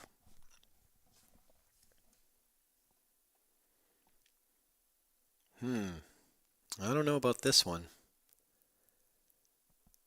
This is interesting. I would have definitely tried to get to the other side of that 7 ball.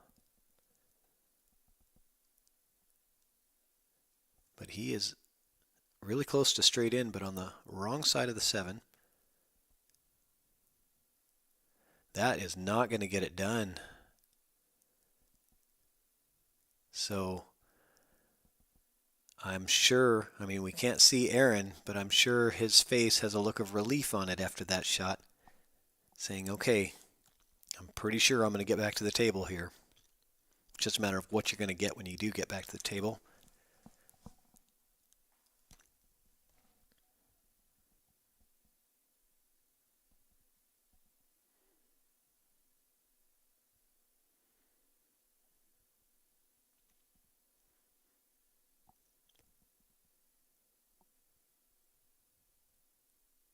Big shot for Carlos. Sends it for a ride.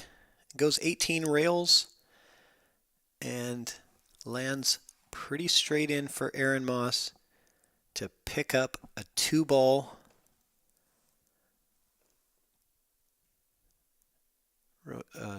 2-ball succession to get it to go hill-hill. And this will be like the 20th hill-hill match of this tournament. It seems like so many of the matches went hill-hill in this tournament. If you look at the bracket, it's incredible. Which is why they're playing third place match on 9 o'clock on Sunday night.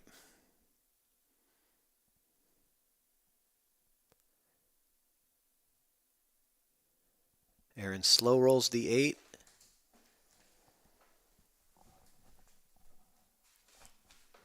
Chalks up that cue. Gets into his pre-shot routine. Takes care of that 9 ball. And we've got hill-hill action, folks. Again, and Aaron Moss was in a hill-hill battle in his last match with Charles Ashcraft. So, lots of hill-hill action in this tournament. And in fact, looking back, how many hill-hill matches did Aaron Moss have? He had a hill-hill with Scott Heppenstall. He had a hill-hill with Alan Whitmarsh. So this is his 4th hill-hill match of this tournament.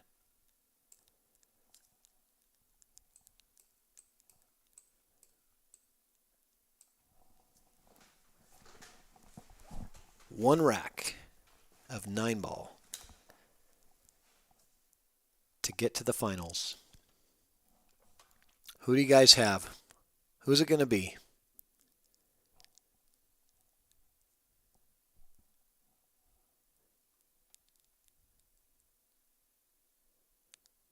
The odds are a coin toss.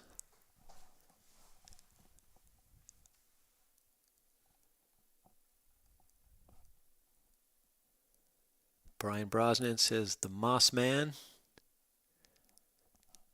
Adam Wishover says go Aaron. Todd Shirley says go Aaron. We got a lot of Aaron Moss fans.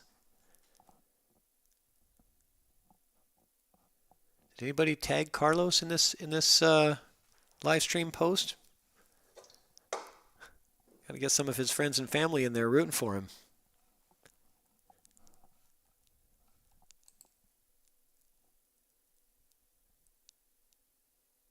So Aaron pockets 3 balls on the break.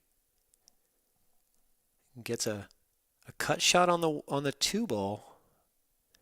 But I don't know where this cue ball is going to end up. If it's going to come off the 6,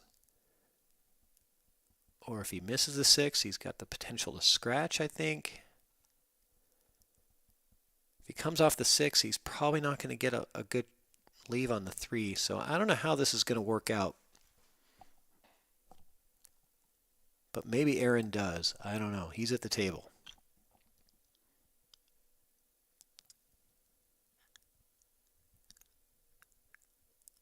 You You got to be able to visualize how this is going to play out. So Josh Carlson says safety here.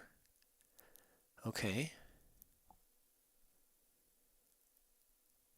Oh, he gets the 9 ball. He combos the 9 in. I didn't even see that option. Aaron Moss with a 9 ball combo. So Carlos doesn't even get back to the table after that 8 ball shot. And Aaron closes it out with a combo. What a shot. I was not even looking for that combo. I was looking at the 2 ball in the side all day long and just looking at where the cue ball was going to end up. I wasn't even paying attention to where the 9 ball was. That was fantastic. The shot of the night, shot of the match. Carlos, congratulations. You got 3rd place, man, at a 58-player tournament. You got 3rd place. You got a bunch of cash. I know it's not what you want when you're in that situation, but hey, man, that's a good showing out of 58 players to be in the top 3. And here we go. We're going to go on to the finals. I think I'm going to connect with Secret here and see if we can fix the audio on the phone. So hang out with us, guys. We might just go through some technical stuff here. But we're going to get the finals going really quickly for you soon.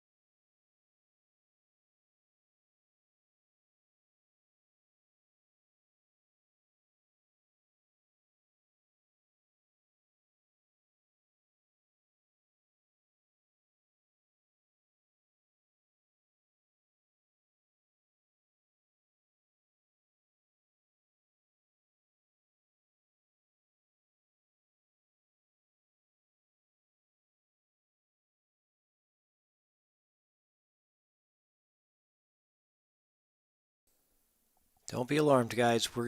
She's gonna restart the link so that hopefully I can get access to the camera and microphone so that we can get this audio on for you guys. I think it's so much more entertaining to watch the match when you can actually hear the balls.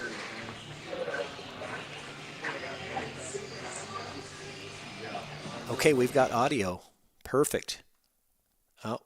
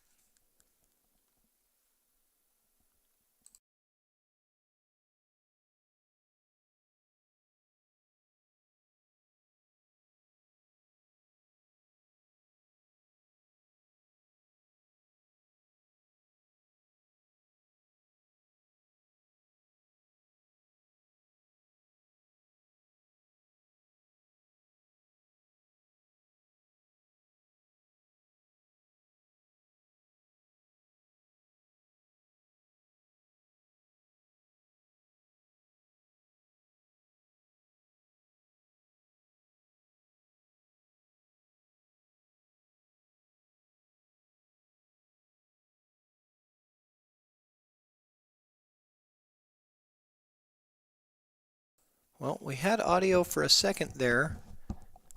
Then the screen went blank and then we came back on and there's no audio. So I'm not sure what happened there, but we're trying to get that figured out here before we get started.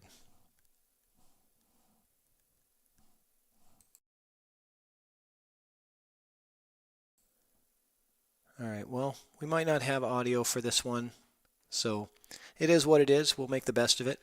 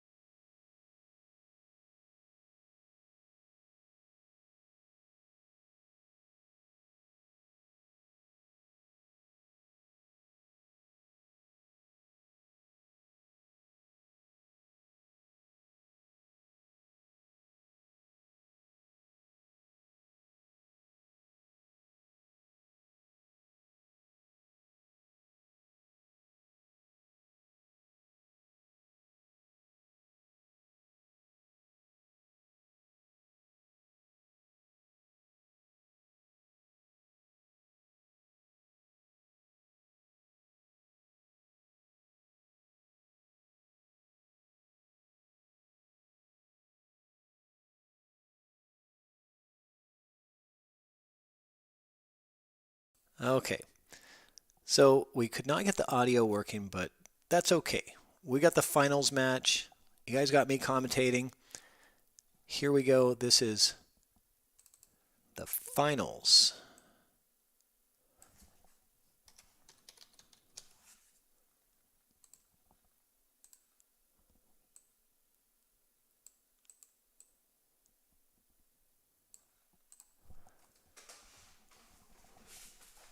Here we go. Aaron Moss versus Charles Ashcraft. Two wily veterans at the game. Been at it for a lot of years. This should be a good one.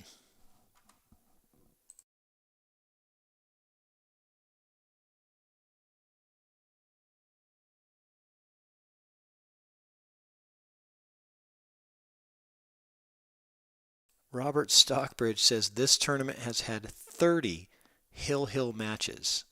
That's incredible. Robert Stockbridge says money is on Charles. Charles in charge versus Aaron Mosconi. Who's it going to be? What do you guys think? Anybody got any predictions here? What's the score going to be?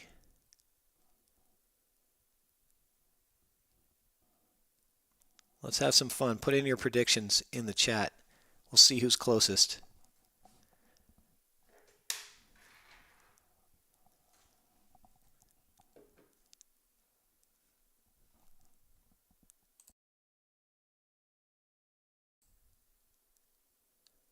Good lag by Charles. A little far though. Oh, that's close. I think he's still got it. Yep. Brian Brosnan says Aaron Moss 9, Charles 5. Robert Stockbridge says Hill 9-8 Charles. Not a bad guess to say Hill the way this tournament's been going. Talanafi says 9-7 Charles.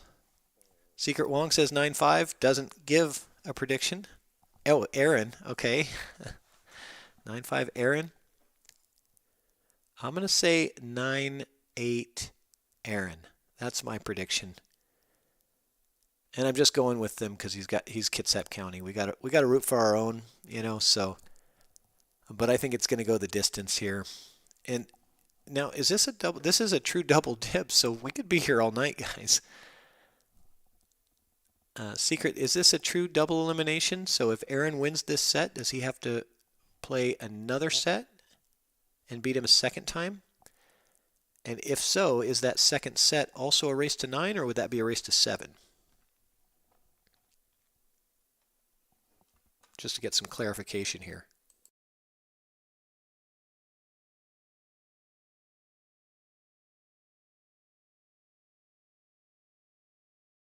True double elimination, okay.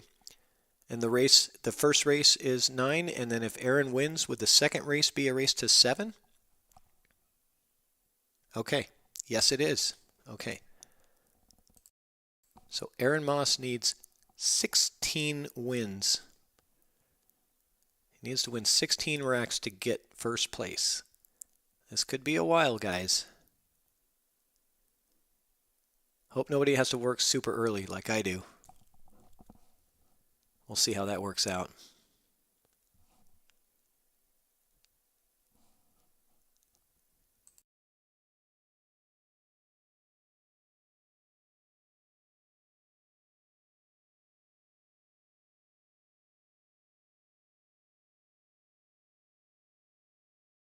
Or it could be quick. That's right, you never know. It is 9-ball.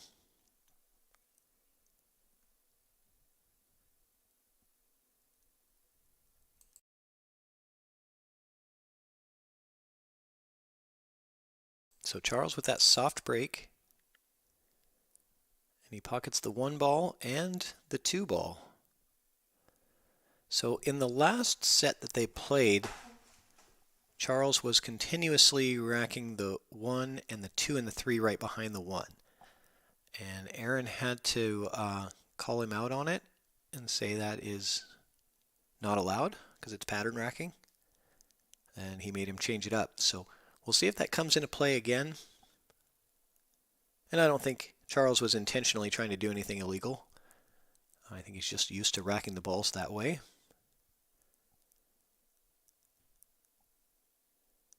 But that can definitely get your opponent a little bit riled up if you're constantly pocketing the wing ball and setting up the 1, 2, 3 to get started with your out.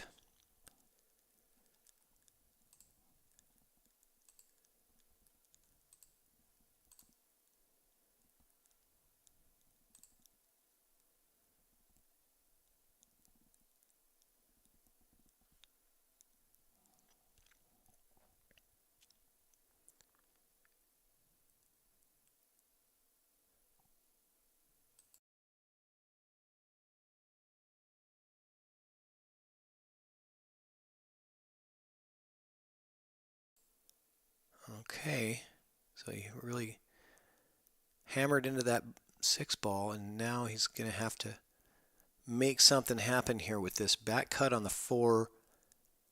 Going to come off the 8 and hold for position for the 5. That works out. And if he's really straight here, that's going to make this a lot more difficult. If he has a slight angle, that could really help him out here to push forward through this shot and go 2 rails out for the 6, get back to mid-table. Or 1 rail back with some outside. That worked really well. Very nicely played, Aaron.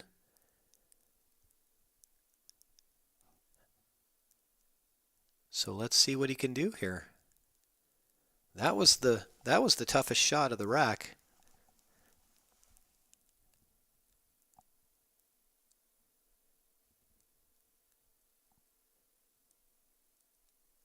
Coming around. Oh, watch out. Don't get behind the 8. Did he get behind the 8? I can't tell. I have to take the scoreboard off screen to see his face. Not sure. I think he did. Yeah, he hooked himself behind the 8 there. Boy, that's frustrating. He was right there, and that's such a small little space to get hooked into. It's like, how in the world did I end up there? Okay, so this is going to be a carom, I believe. You're going to try to play the carom and pocket the 9 here.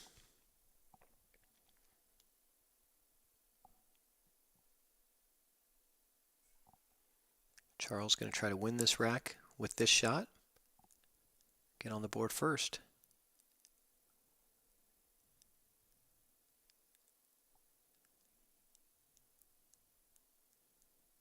And he gets it. Nicely played. And he even ties the 3-ball up to the 8, or the 7-ball ties it up to the 8, just in case. Just in case the 9 doesn't go. So Charles takes first blood in this finals match.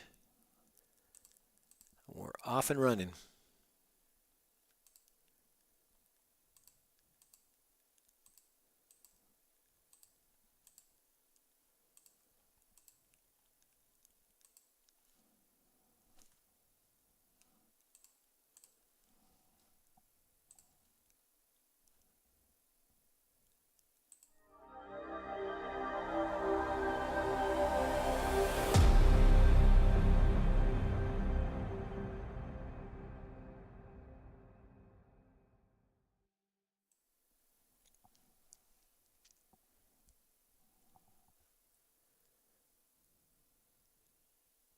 Just that little bit of a hook on that 8-ball cost that rack from Aaron.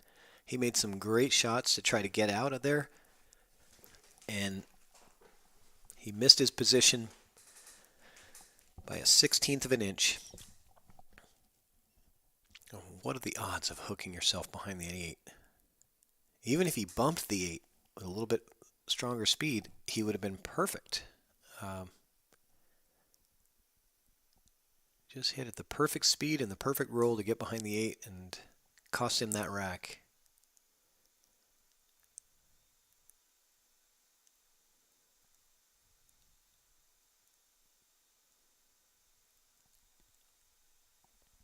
So wing ball down on the break. And I believe that the 1 ball, well, I don't know. I'm not sure if that 1 ball passes the 6 here, but it definitely goes in the side if he wants to play it there. And it looks like you're going to have to be looking at a 2-3 combo on your next shot here.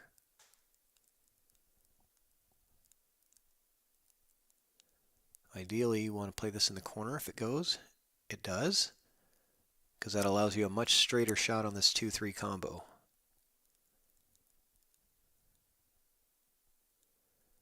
So the cue ball is going to roll away from the 2 after this shot, which doesn't help him for position. It would be much easier if the cue was either straight onto these balls or a little bit off to the other side.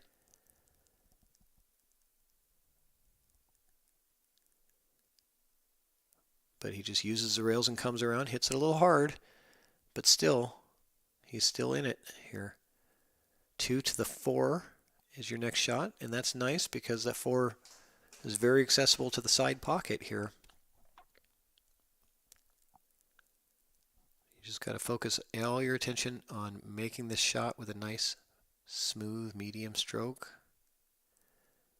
Yeah, just overcut that. If he hits it at the right angle, doesn't overcut it, he's going to be perfect on the 4.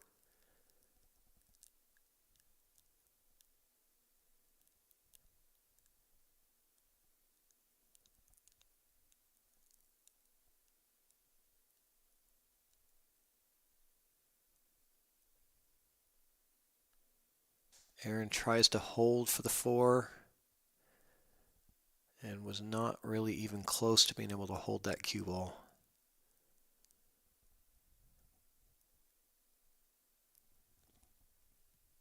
Combo here or safety? I don't know if he has the right angle. Oh, nice combo. It's like I didn't know if he had the angle to just do that roll-up shot where you just roll up on the 8-ball. I don't think he did, but he certainly had the combo lined up. Now he's got to hit this bank. Don't bank short. Oh, cue ball in the drink. I'd say the majority of his banks that we've seen from Aaron have come up short. And that's normal for players on diamond tables. They bank much shorter than a valley table or, many other tables. So you really have to try to either use a little bit of outside spin to open up the angle. You can also hit it softer. That opens up the angle a little bit.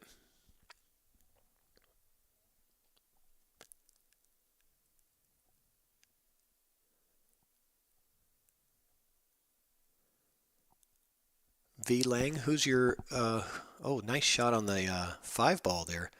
Who's your teammate for the Mini Mosconi next week?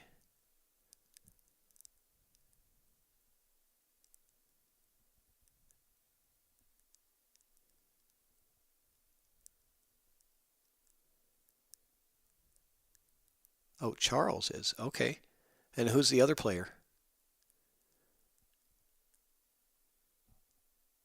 Nice shot by Charles here. Gets himself shape on the 9 in the side. I mean, ideally you want the 9 in the corner, but this is very manageable.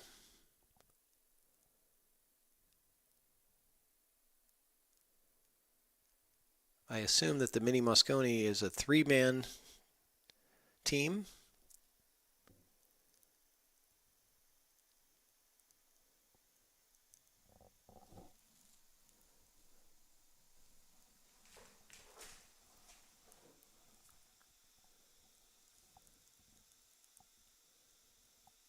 Oh, it's a 4-player team, the Mini Muscogee tournament. Okay. Your little brother, and the 4th player is Mike Lambert. All right. Oh, hit the outside point of that side pocket, giving Aaron an opportunity to tie the score.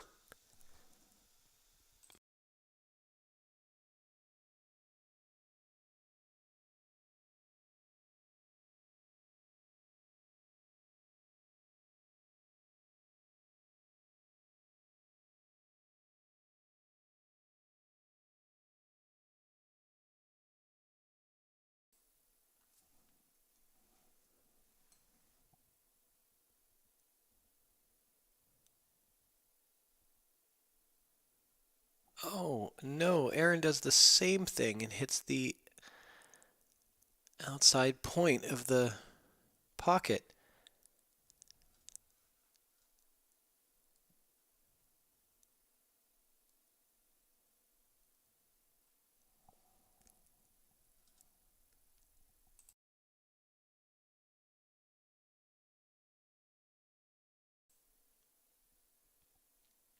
So each player has had a couple of turns at the 9-ball here.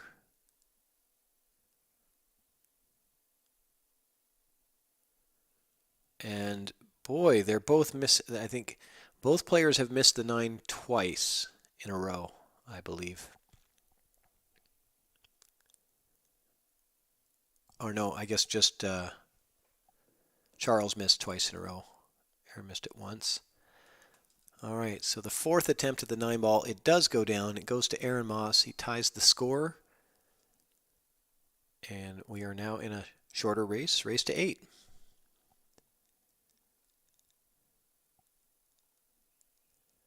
And again, you guys can see the payouts here. Quite a bit of money at stake. So Aaron Moss, congratulations on winning first in the side pot.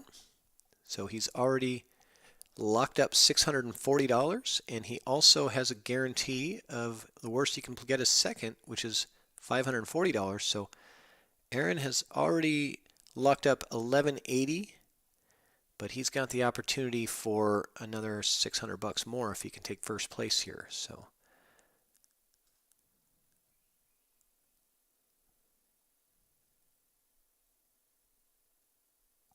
really nice payouts. Really nice payouts for a $4.99 and under tournament. Those are great payouts.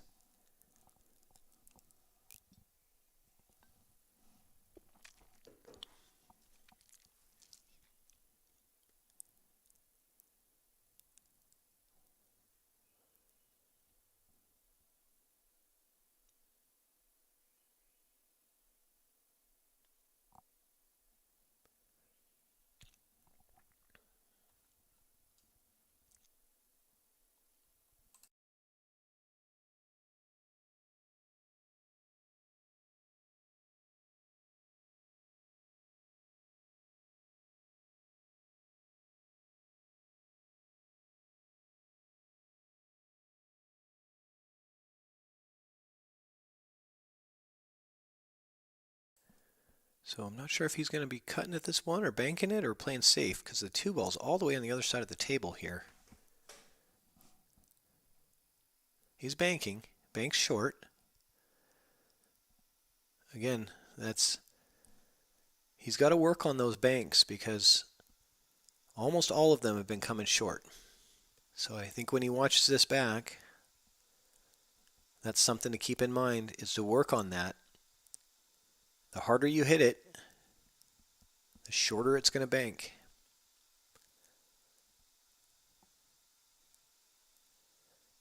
And on those, it's better to hit it a little softer with some outside spin to throw it over there towards the pocket. Plus, it helps throw the cue ball over towards that 2 ball. So spin will throw it. Banking with spin is a great thing to learn how to do, especially on these little 7-foot tables.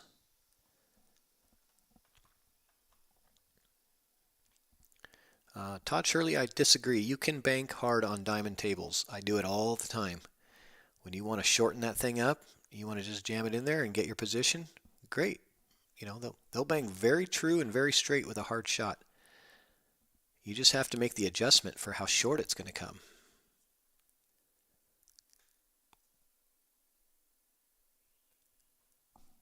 There is a time to, you know, hammer the bank shot in. It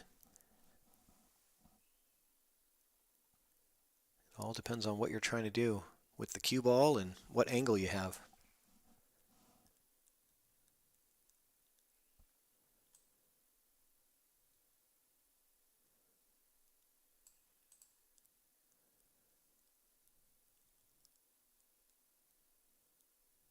Safety or a bank shot. Charles has got the banks down. That was a sweet shot. Kind of a two-way, I think, too. Keeping that cue ball down behind some cover down here. This is a little bit of a delicate shot here. I think he wants to come up and bump the 8. Would be ideal. Yeah, just like that. Give the 8 a nice friendly bump. Really helps you get into position. And now from the 3 to the 5, he is on the incorrect side of the 3 for shape on the 5, so he's going to have to do a little bit of work. Maybe some top inside, come around. A little risky though. Oh, okay, one rail works. And now it depends. Does the 6 play by the 7 into the side pocket? If so, I just slow roll this.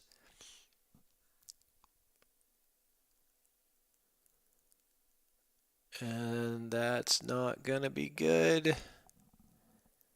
No bueno for Charles. Boy, if that ball rolls a little further, he's going to be firing at that 6-9 combo.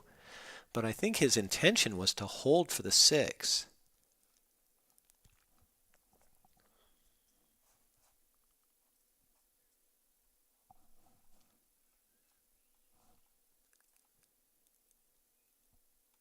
Yeah, slower than that, Dane. You're right. I mean, I think that was his intention, and that tells me that the 6 probably does play by the 7. I think he wanted ideally to hold for the 6 in the side. But now he's in a big bind here. He's feeling, what does the masse feel like? That doesn't feel right. What does the jump stroke feel like? So he goes with the masse and just fires at it, but unfortunately really opened everything up for Aaron here.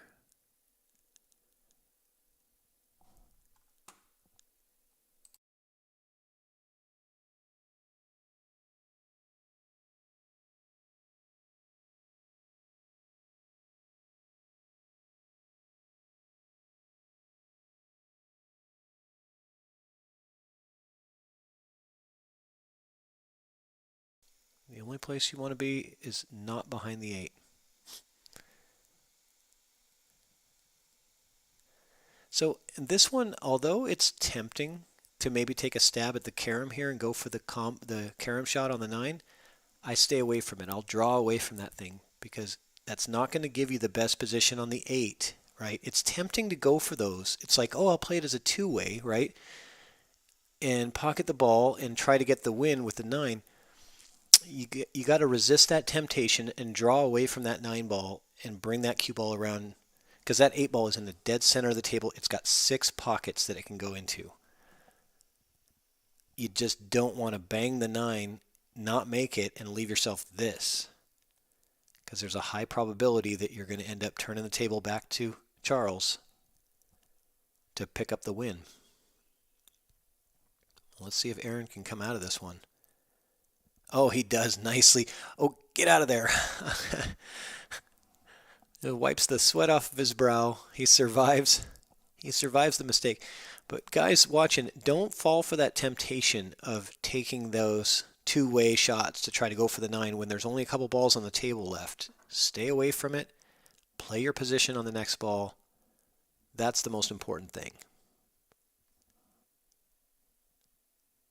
There's time to go for the cheese, and there's times to avoid it. Okay, so Aaron survives that one. with a really nice 8-ball shot to get out of that one. That was a tough shot to make and clutch as well. So well done. He deserved that win. But he definitely made it harder on himself than he needed to by going for that 9-ball.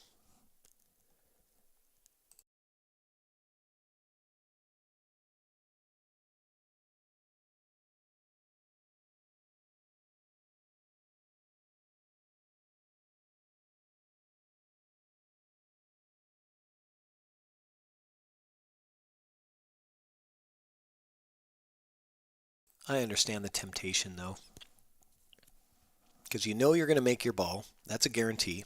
It's hanging in the side. And you know the cue ball is going to roll forward into the 9. That's another guarantee. But if you don't make the 9, you're stuck with that 8-ball that he had to take. That was the third guarantee, and that's the one I didn't like.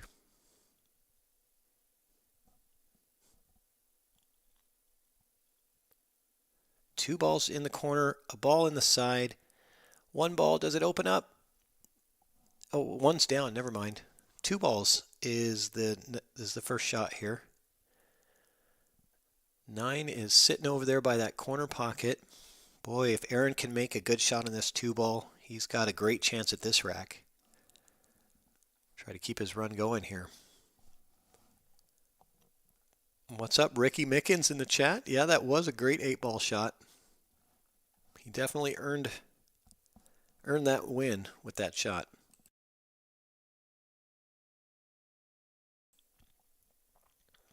But that one's not going to get him anything. So,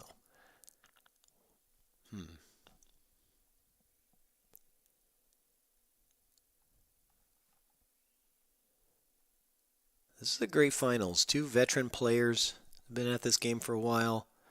Both great ambassadors for the sport.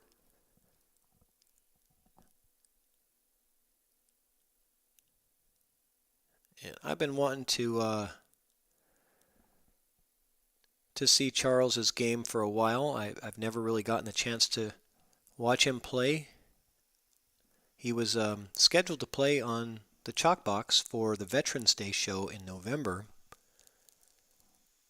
But due to some illness, he was not able to compete in that event.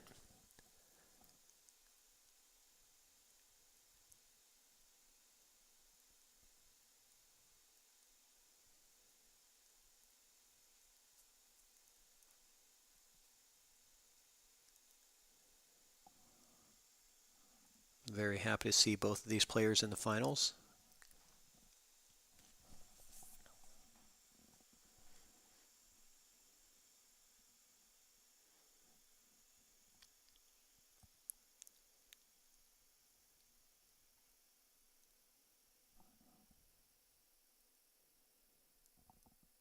Okay, what's he going to end up with here? So this is going to be a cut to the side. And if you play it with some outside spin, which does make the shot a little more difficult, that's going to help you get position for the 6 next. The position on the 6 is going to be the difficult part of this. Because this is a thin, kind of a thin cut. You have to really pay attention to your speed, and you'd like to get a little bit of right English side spin on this cue ball to help get a little better angle to get yourself shape on the 6 next.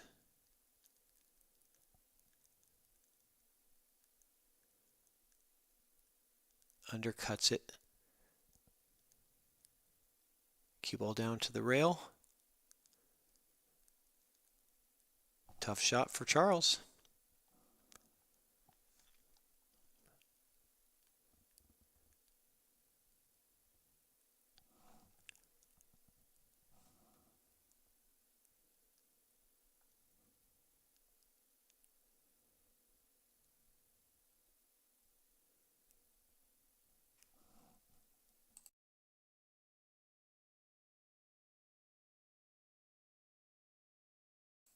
Well done. Now does his 6-ball go? He's looking. No, he's lining up the combo. So either the 6 doesn't go or he just wants to end the rack here, but at any rate, he's going for this 6-9 combo to tie the score.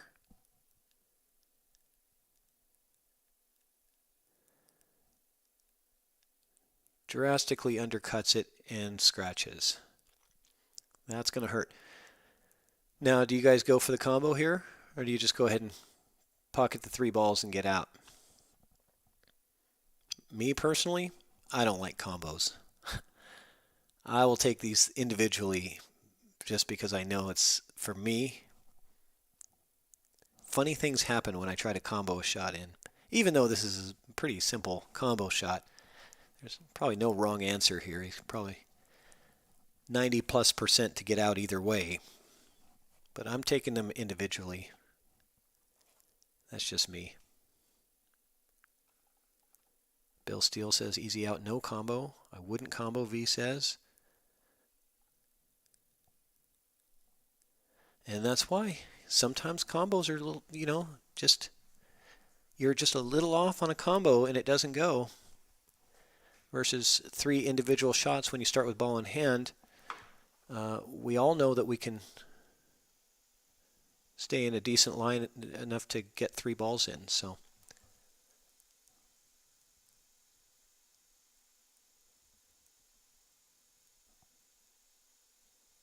I am surprised that he missed the combo, though. It was not a difficult combo. I don't blame him for taking it. It's just not the shot I would take. Bank shot from Charles. He's got those banks down pretty good.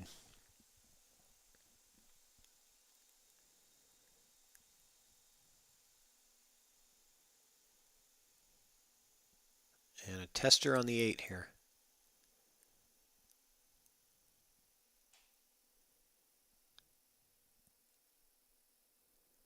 Overcuts it. He was worried about the scratch. I know he was worried about the scratch, and so he hit it a little thinner than he was supposed to. So Aaron Moss getting back to the table again.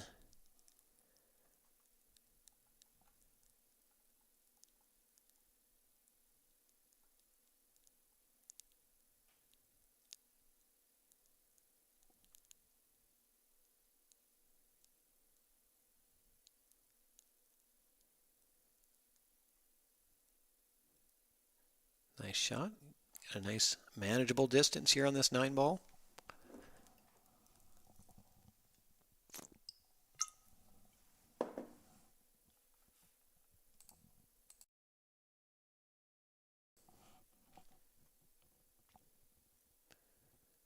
Three to 1 Aaron. Let's see what his odds go up to. He's at 68% now. Let's see. 77.5% odds of winning the set for Aaron Moss here.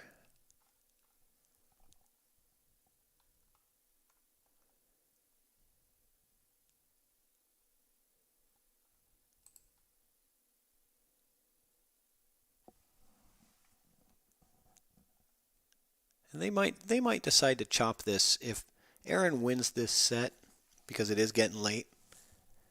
They might decide to just do a chop, because they would be chopping, first and second, which is $1,640. Aaron's already got the side pot locked up for first, so it'd be $820 a piece. You're not really giving up that much if you do chop. Not that I'm trying to talk them into it or anything.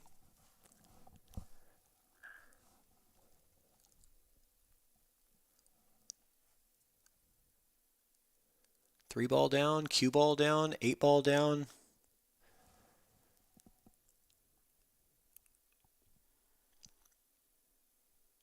I think it was the 3 ball that went down, but I don't know if that's the 3 or the 7 that's still sitting there in the top right corner. I think it's the 7. 3 seems like it's a little brighter red, but it's hard to tell. So we'll find out here in a minute.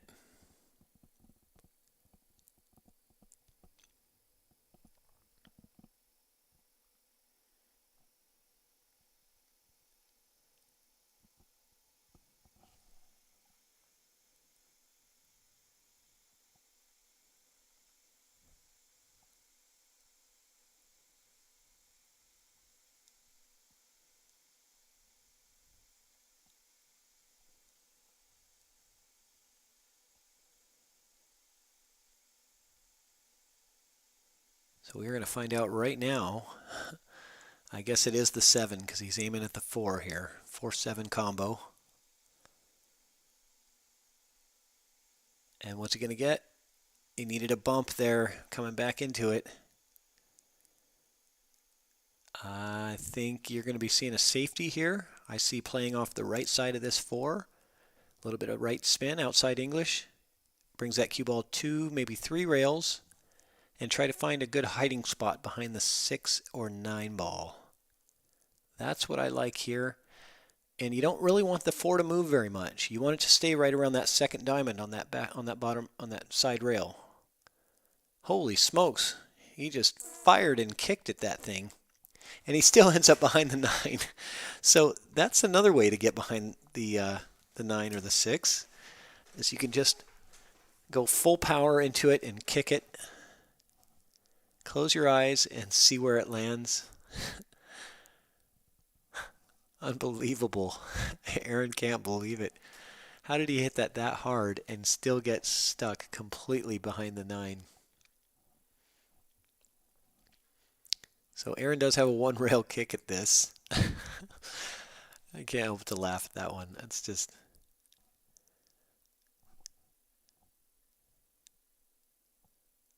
Thins it. Oh, and he gets it. Oh, no. He gets lucky, and then he gets unlucky.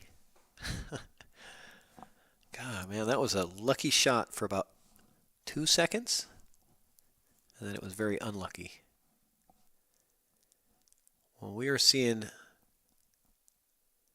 definitely some back and forth action. This is anybody's match. Both players are having multiple turns at the table.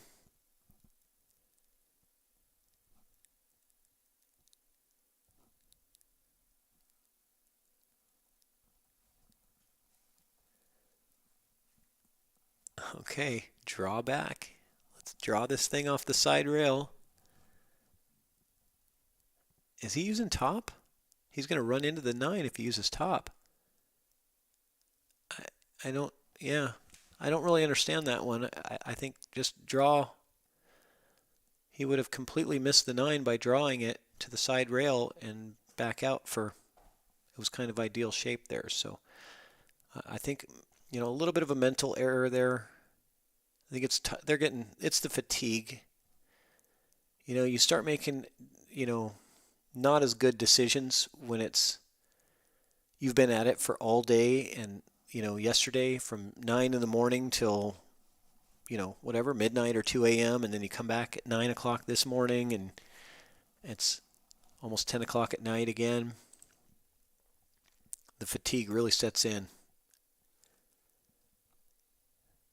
And I really do think that that's what we're seeing here with these players. So Aaron takes 4-1 lead.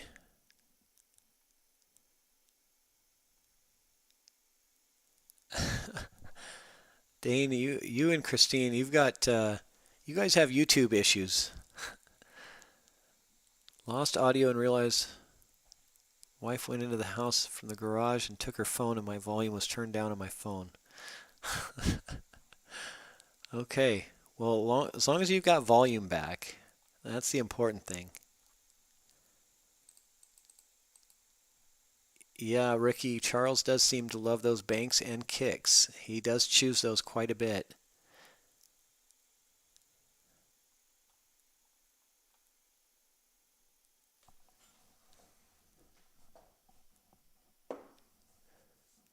That was a pivotal rack too, because tell you what, 3-2 or 4-1, big difference.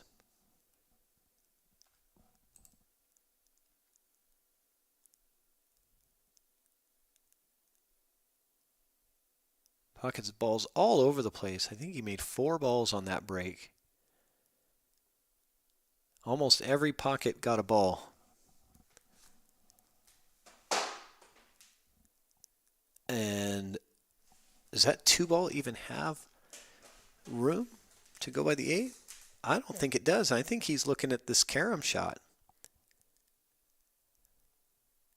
Dangerous shot here when there's only 5 balls on the table, because it's much safer when there's a whole bunch of. balls left.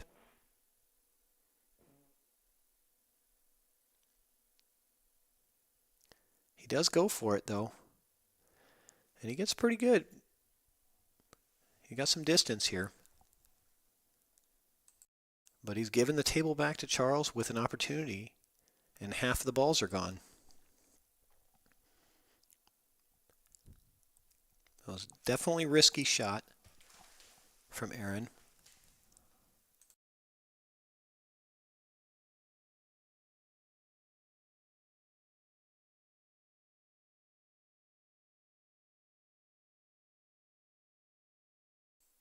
Great shot on the 2-ball. Wow. So now we just have the 6, 7, 8, 9 left.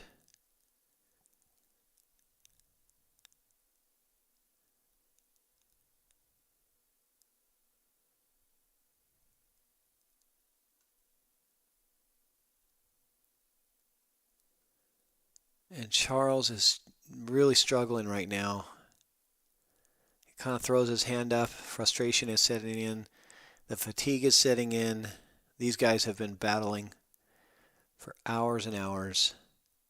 And we've finally come down to this finals. Not to mention, Charles won the hot seat like 5 hours ago. So he's been sitting there getting cold while Aaron's played, just coming off a match. So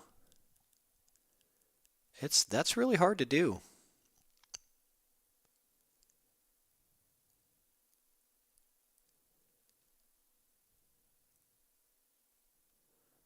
It's like a pitcher in baseball, like when there's, a rain delay.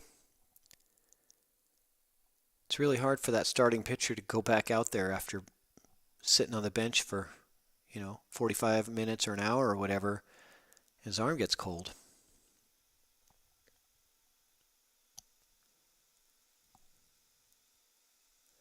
He needs a bump. He didn't get a bump. He's still got the cut. It's manageable. Would have been better if he bumped it a little bit there.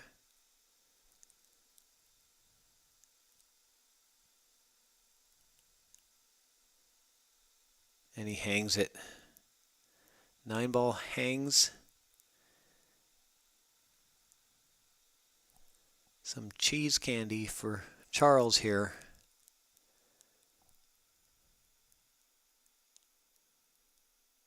I'm not sure why he's hesitating. Maybe it's right on the rail there where he's got to cut it in there, but looks pretty ducky. All right. Charles gets that one. 4-2.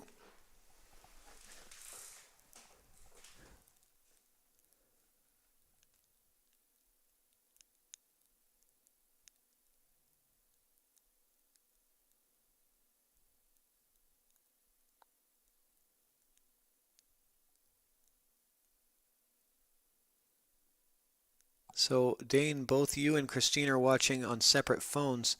Well, why not cast it to your TV or stream, just go right to your YouTube channel on the TV? Isn't that what you normally do?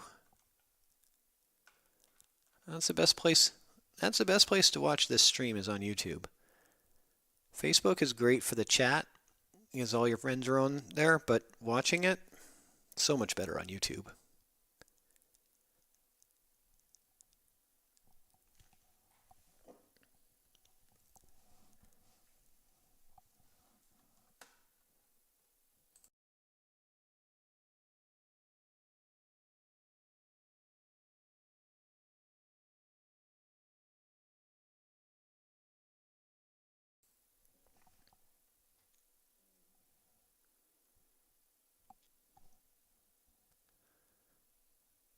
Yeah, my thing now with streams that if they're streaming on YouTube and Facebook, I like to watch on my TV on YouTube and engage in the chat on Facebook on my phone.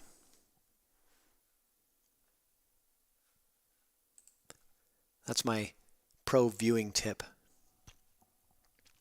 And I know Lee Baldwin now is doing his FNL streams on both YouTube and Facebook, so you have that option with his streams as well.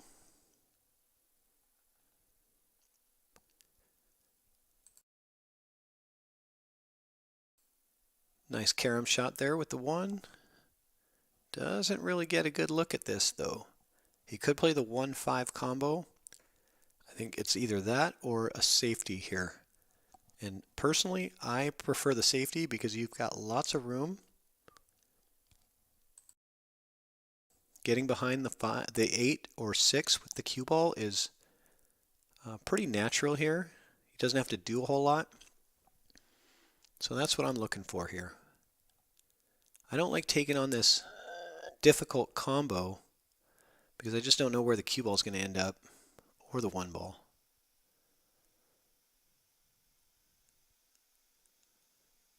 So that was a combo I did not see, was the 1-6. I was thinking if there was a combo there, it would have been a 1-5 because the 5 was just hanging in the pocket over there.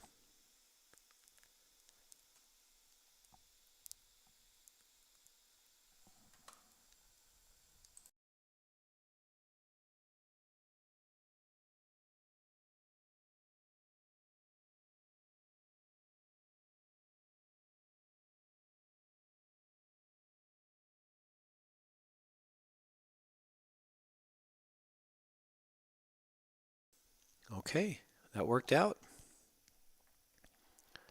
Good shot by Aaron. Gets safe. I'm not sure if Charles can see a sliver of this 1 ball, but I don't think he can.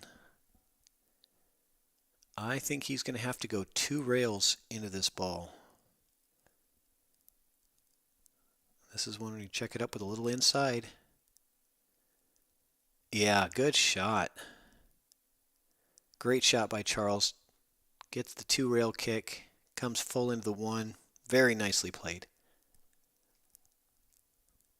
That's the way you turn the rack around right there. But it does leave Aaron an opportunity to do something here.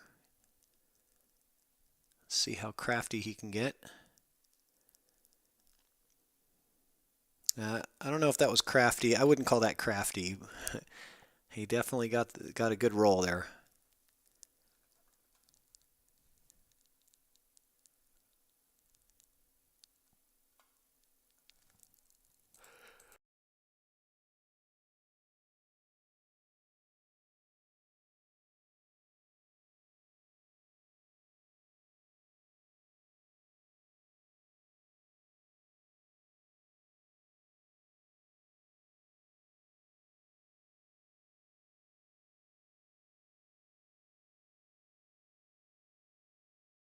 Wow, great cut by Charles. So he's pulled off 2 pretty good shots in a row. 1 2-rail kick to get out of a safety. And that got him this opportunity to get back to the table, and he makes a very nice cut shot there on the 1 and shape on the 2. So maybe he's finding his second wind here. Maybe I cursed him. I don't know. Who knows? I'll take the blame for that one because I just started talking about how he's doing better. That's all me. Sorry, Charles. I have a bad habit of doing the commentator curse.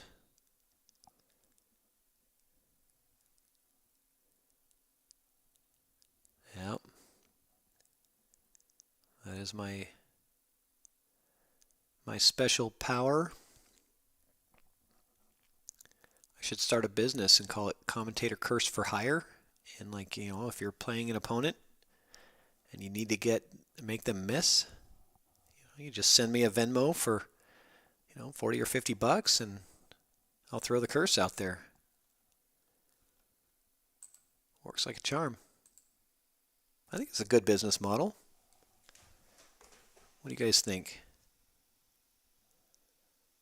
I think somebody would pay for that.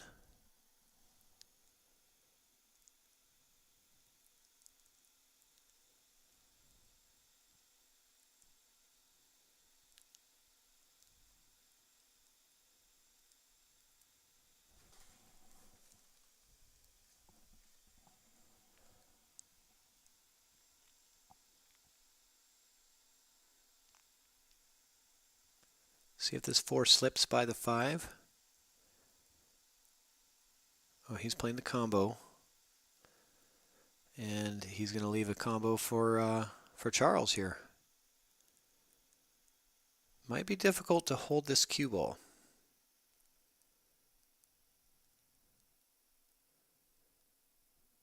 But I don't think so. I think he can hit that 4 a little bit fuller just because the 5 is going to go no matter how it hits. So he hit the 4 a little fuller. That way it kills the action on the cue ball. You don't want that cue ball coming all the way back up table. Just a nice, quarter ball hit, I'd say, on that 4 ball, and that should do the trick.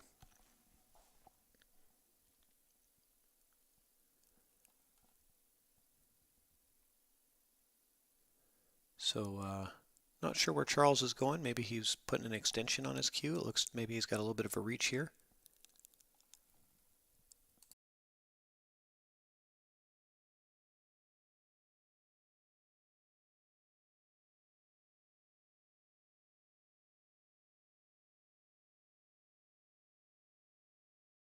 Well, he went to go get his bridge. Okay. Yeah, that's what you wanted. Nice full hit on the 4. Really helped keep that cue ball right close to the 4 ball. Because you're going to need it. You're going to have to work to get shape on the 6 here.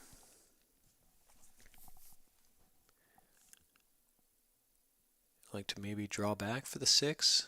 That's kind of what I like here. He's going top left. That's not bad either. That'll get you there.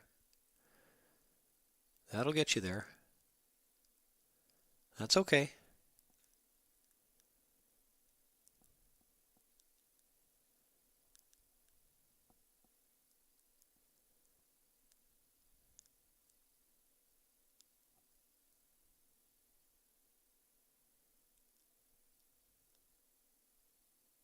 Oh, that's not going to get you there.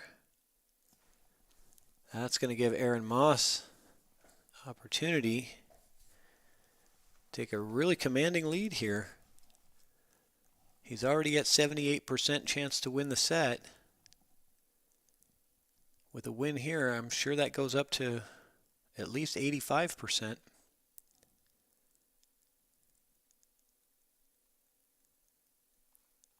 Thank you, Todd Shirley. Appreciate the kind words. Oh, no. Don't scratch, Aaron. Oh, God. With ball in hand, you got to think with ball in hand, how in the world did I come so close to scratching on the 9-ball shape? But like I said, the fatigue is setting in. He just wanted to add some drama. That's right. Let's have some drama in this thing. Oh, he just rattles that 9-ball home. Almost misses the 9. So Aaron gets that one goes up to 86.98. So we'll call it 87% chance to win the set now with a 5-2 lead over Charles. And I'm going to take a quick break. I'll be right back.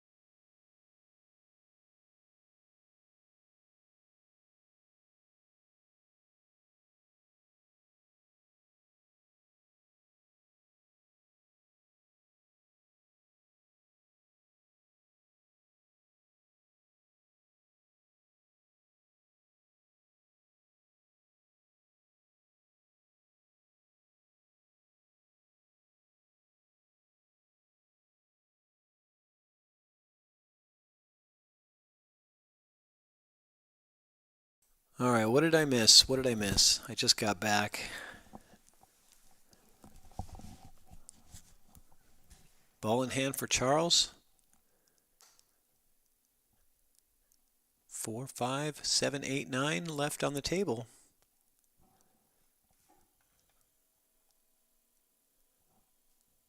Oh, he gets, oh my gosh. He can't believe it. He's got ball in hand, and he can get that set up wherever he wants for the 5. The only place he doesn't want to be is behind the 7.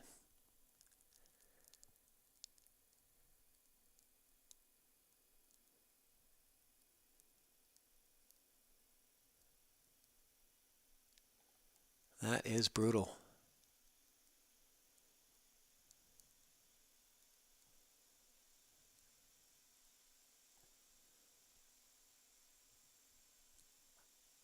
Oh, and he just misses it. So ball in hand now for Aaron. Huh. Well, we've got more twists and turns in this than any other match we've seen. This is, every rack seems to be, you just never know until the end what's going to happen. Kim Raymond, you have done that. I've done that. Sure, we've all done that. And it's funny too, because we're like, how in the world did I have ball in hand? I could have done anything. Of course, you know, if you get a second chance at it, you'll do it right like 90 times in a row. It's fine. The problem is you don't get that second chance. You got to do it right the first time. I really do think that Charles, especially right now, I think he's just hanging on by his fingernails with the energy level of the grind of this tournament.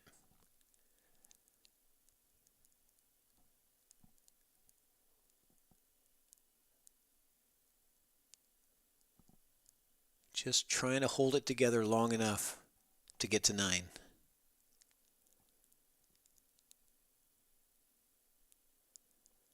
So Aaron says, I'll just take my medicine and play a distance shot on this 9 because I'm confident that I'm going to make it. That's what he said with that shot. And why shouldn't he be? He's here for a reason. Aaron Mosconi with the 9 ball, taking a 6-2 lead. You know, and the shots get easier as your lead increases in any match that you're in. As your lead increases over your opponent, the pockets seem to get bigger. Your leaves seem easier to get to. Everything starts working. And when you're down, it's typically the opposite. Everything's harder. You got to find a way to get that momentum going, and that's where Charles is at right now. He has to figure it out. It's like it's like a marathon runner. You know, they always talk about, you know, when they get to that last, you know, half mile of their marathon or whatever, they have to really dig deep and find whatever little scrap of energy is left in their body and, you know, try to sprint towards that finish line. And that's the hardest thing about these tournaments. I talk about that all the time, my live stream commentating. It's the grind. It's the mental grind of just staying 100% focused for so long, for 2 or 3 straight days. And it's not the physical aspect of pool. And it's not about knowing what to do. It's about being able to keep that mental sharpness for long periods of time. Those are the players that tend to win these events.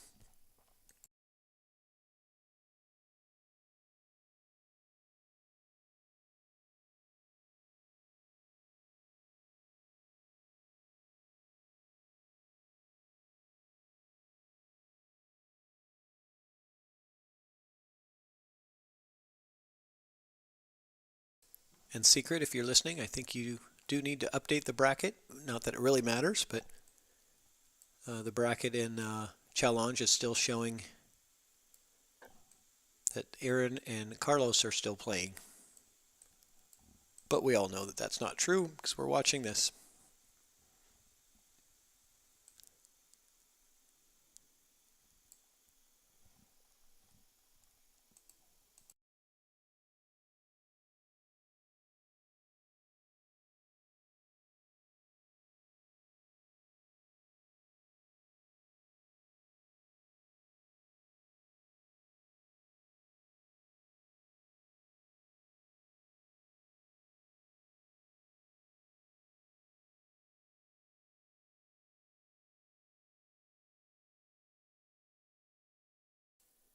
Aaron Moss has got that break going.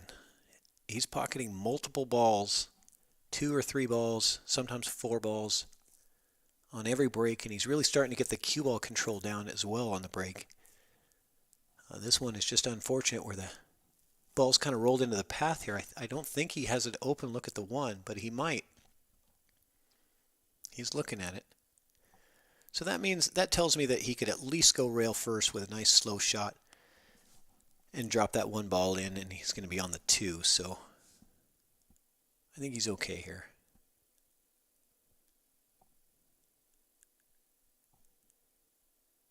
Yep, rail first, nice and slow, good angle on the 2. I like it.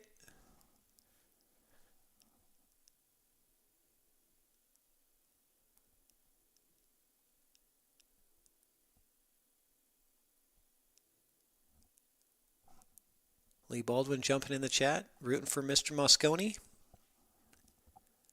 Kim Raymond says rooting for his teammate. Pretty sure that's Aaron Mosconi.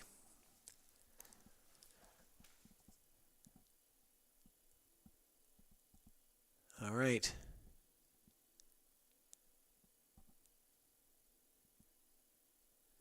He is a 93% favorite to win this set. This is a double elimination situation, double dip situation. This is the first set of the finals. If Aaron wins this, he does have to play another set, race to 7, unless they decide to work a deal.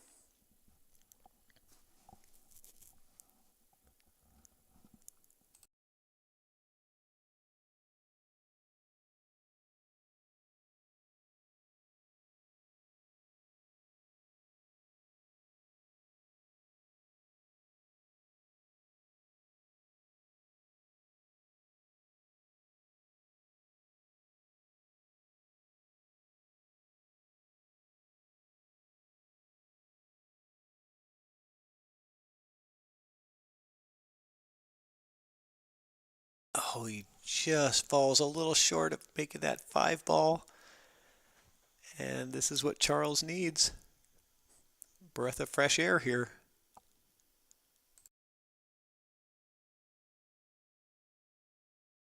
It's been a while since Charles has really strung together more than a couple of balls here, so he has really struggled in this set to really get anything going.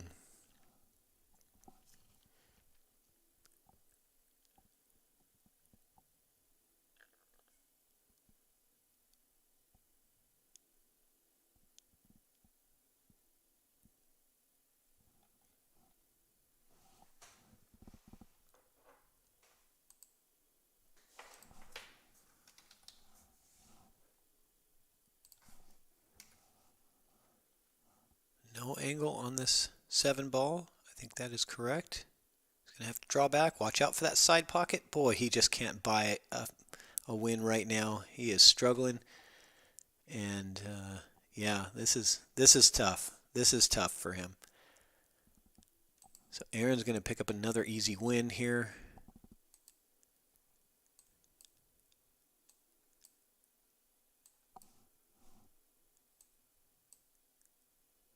And down it goes. Aaron Moss is going to go to a 97.5% favorite now to win this set.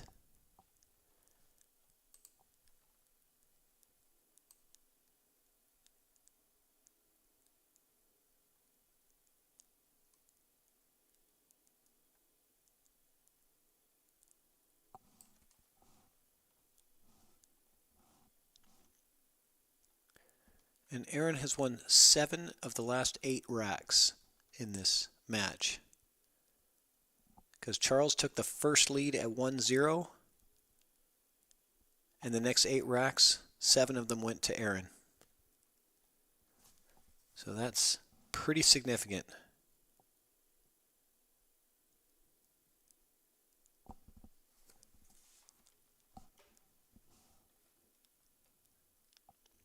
And Dane says, at least the draw worked. Yeah, his draw shot works. The last time he drew behind the 7, and this time he drew into the scratch.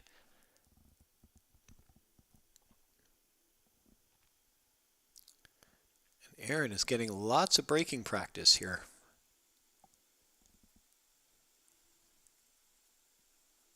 This is the first set, Lee.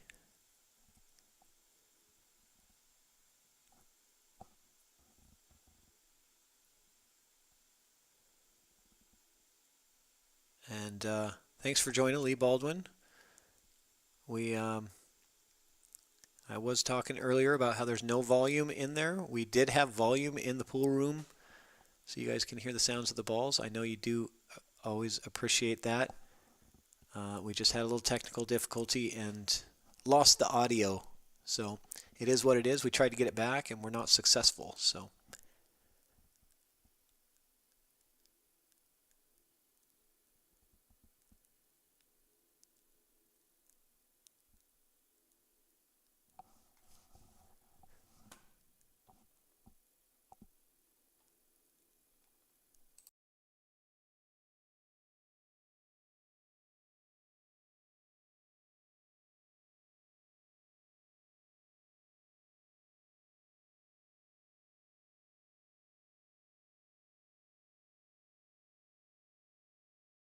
Yeah, Dane, you're right. At least the stream is not choppy like it was at the break room.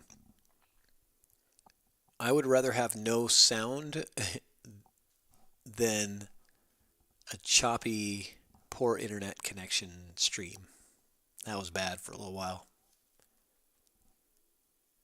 It's like you're watching the players do the robot or something.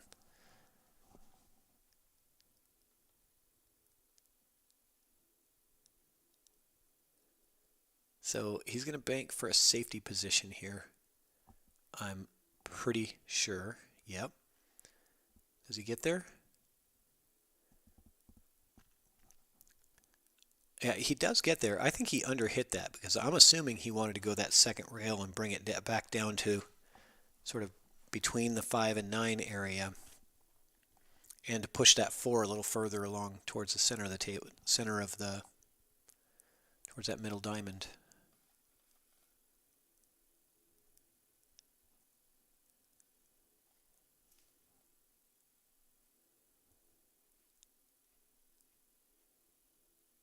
Yeah, right, Christian. Nice joke. Anybody live streaming League tonight? Yeah, well, I was saying that during the Northwest 9-Ball Open last weekend, we had a period of time where everybody was complaining that it was really choppy, and so I ended up scouring through 15th Street looking for anybody that was streaming on their phone, and I found somebody. I asked him, "Are you using the Wi-Fi?" And he said, "Yes." And he was very gracious and cool about it. He agreed to go onto his cell data, and as soon as he did, instantly our stream popped back up to perfect again. So it's amazing how just one person streaming from their phone can take down a whole production.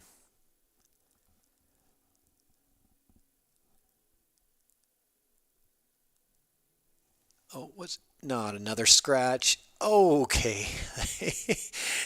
His body language, I couldn't see it because his body was in the way, but his body language was telling me that he's like, oh no, not again. So many scratches in this set. But he survives it. He probably had to go get a drink of his water just to calm himself down a little bit after that one. Really close to a scratch.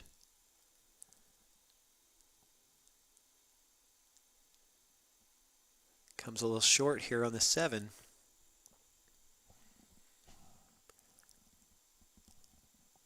Top Top and 2 rails. Get you right on the 8.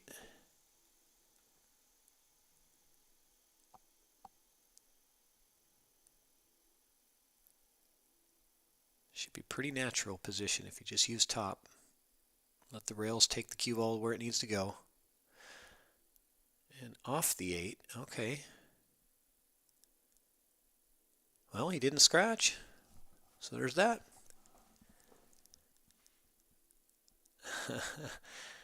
Actually, Lee Baldwin, there's 59 viewers combined between the YouTube and Facebook streams.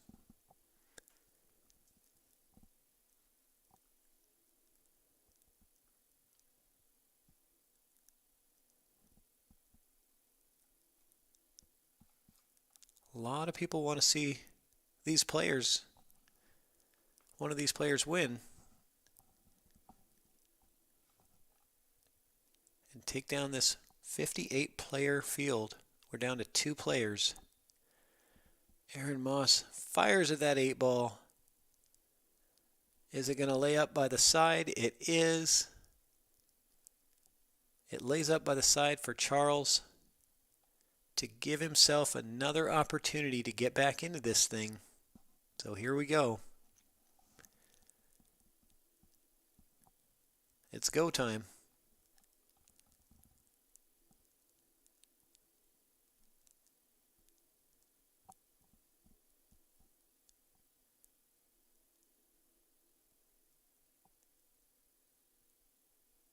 A little firm. That's going to be a bit of a tester on the 9. He's going to back cut this into the corner. I'm going to say he makes it. I think he's due. I really think he's due to put a 9 ball away. I think it's coming right here, and it's going to fire him up and get him charged to come back into this thing. He does. Not right down the center, but it counts just as much. So there we go. Charles stops the bleeding momentarily. Lee Vestal. I am not in the lazy boy. I'm at my computer desk here. I do have a sit-stand desk, though, so I can stand up. But I also have a beer fridge right next to me, so that makes it a little bit better. So let's talk about the payouts here, guys. We don't show this again because, look, between the main and the side, first place is $1,740. Second place between the two is $840. There's a $900 difference. However, that side pot first place is already owned by Aaron Moss because Charles did not buy into the side pot.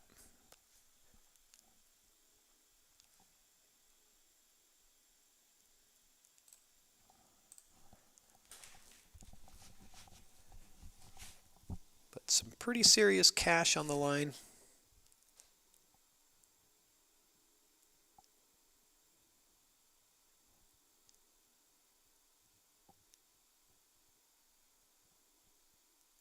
Okay, so Charles gets the wing ball, has a cut on the 1. It's going to send the cue ball off the 3 and then off the rail, and you could get this, probably get this cue ball.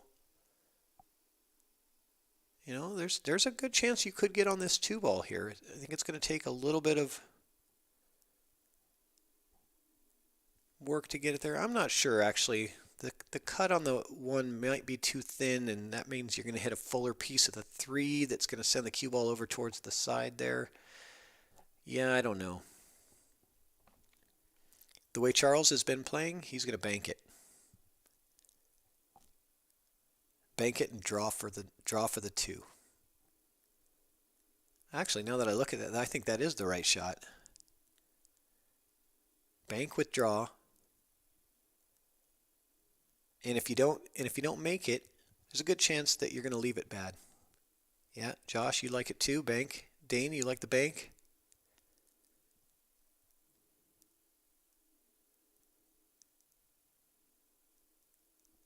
I like the safety there, but I like the other side of the one ball is where I like to play safe. Hit the other side of the one, leaving the cue behind the 3.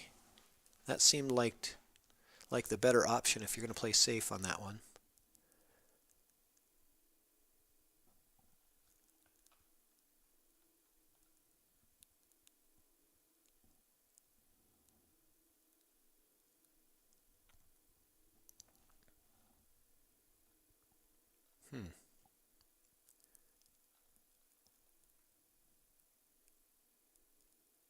What do we have here? The one ball did leak out.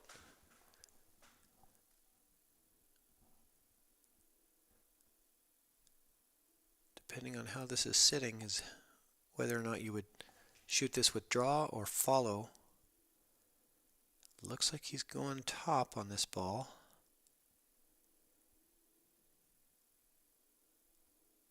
And is he going to get there? He is. What a shot. That was a great shot by Charles. But now he's got an uphill battle to get on the 3 as well. It's not over yet.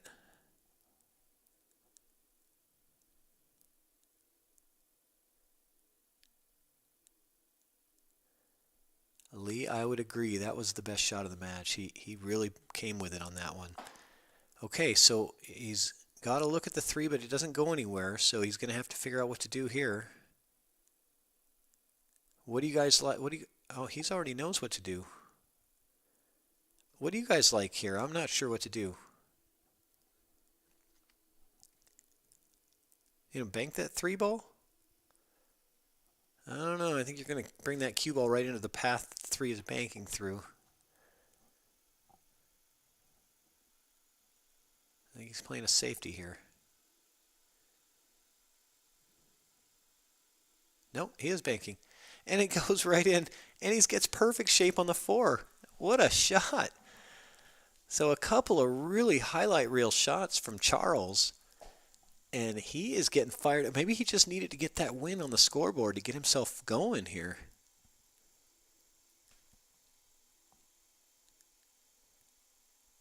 I like it. So I don't think he wants the 6-9 combo. I think he wants to draw this back. Although where the 7 is sitting, it's not a bad idea to maybe potentially look at the 6-9 combo. But generally speaking, I don't like that.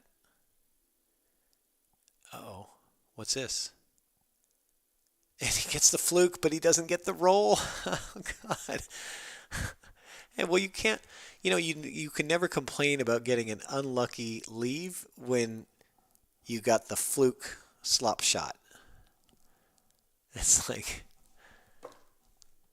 if that ball doesn't go, it doesn't matter.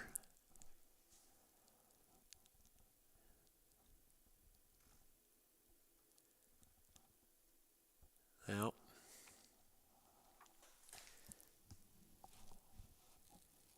kick time, Dane says. All right. Tough kick. And unfortunately, we're not going to be able to see it. So I have no idea what happened here. Body language says it wasn't good. Looks like a good hit, but definitely leaves it pretty wide open for Aaron.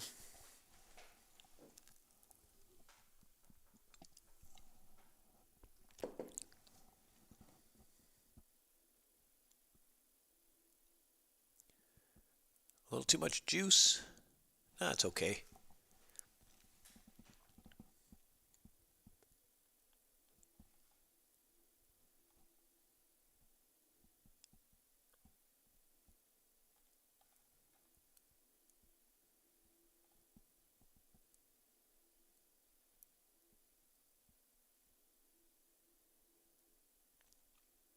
Got to watch the side pocket scratch here. Make sure you avoid that side pocket coming back.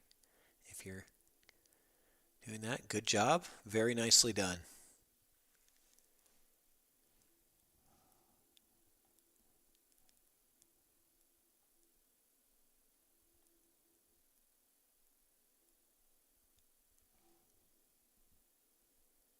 Aaron Moss gets on the hill. 8-3.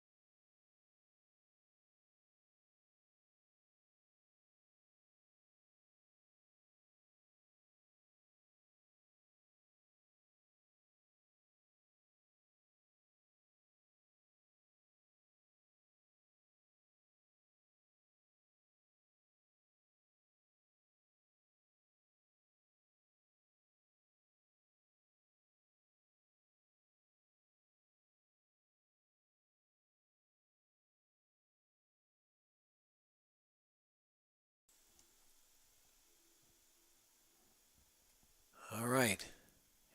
One more rack away. And again, this is a double elimination, true double elimination tournament, and Charles is in the hot seat, so he's won the hot seat. So Aaron does have to win 2 sets. If they decide that they want to continue playing and they don't want to make a deal after this rack, or after this set, I should say, if Aaron wins this set, Aaron will have to win a second set of a race to 7.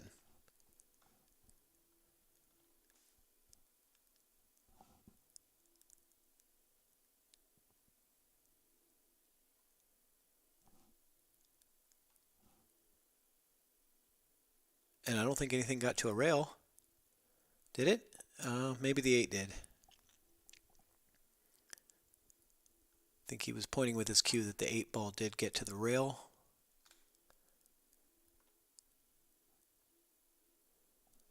And I think I might be swinging for this 9 ball, maybe.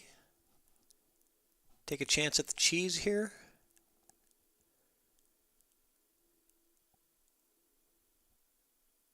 So Dane, you said foul. I think Aaron said that the 8 ball did hit the rail, and he's about one of the most honest guys I've ever known. So I would tend to believe him there. And I think I'm swinging for the cheese here. Yeah.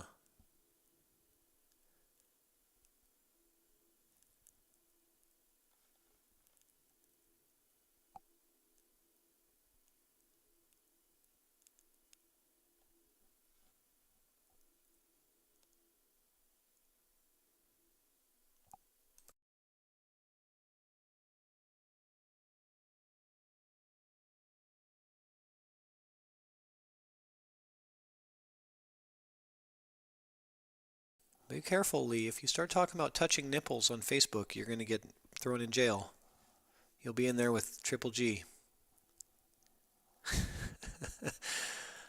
Wow, man, he couldn't have come much closer than that than he did. So leaving that one ball sitting there by the pocket, giving Charles the opportunity here. 1 and 2, 3 balls accessible. I think 1 to the 2 is the hardest part of this rack here. You just got to make sure you don't get stuck. You want to be kind of straight on the 2, but not behind the 4.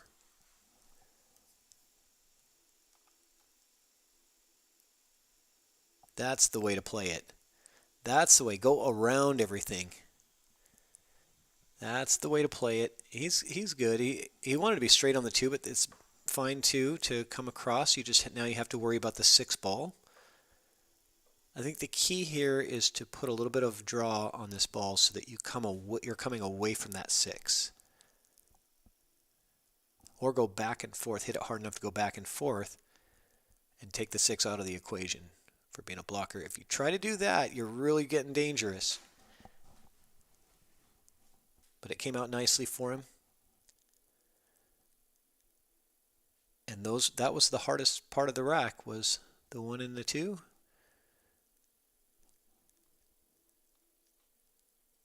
I think from here on out, it's fairly straightforward. Does have to stay focused on this 4 ball here. It's not a gimme.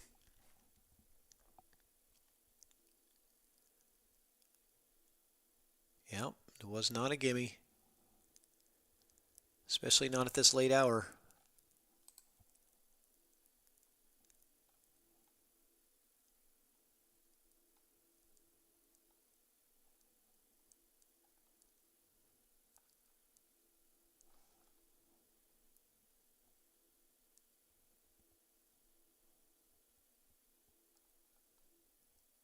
Nope, Aaron does not run out, but he almost makes the 9, and it hangs. Holy smokes. Well, that would have been an incredible way to close out this set. But he does not make it. Wow. So, and again, here's where it gets tempting. And you say, okay, well, it's tempting. I can go for a 2-way here. Don't do it. Don't do it. Just play the out. 4, 5, 6, 8, 9. They're all right there. Don't go for the tempting 2-way cheesy shot. You will regret it almost every time.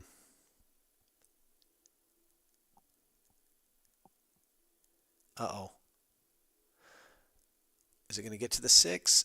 I don't think so, but the bonus for him is that the 5 is in a spot where Aaron can't hit it and not scratch. So, oh, he could come off. I guess he could carry him off the right side of this. That's what he's going to do. And just don't want to follow the 9 in here.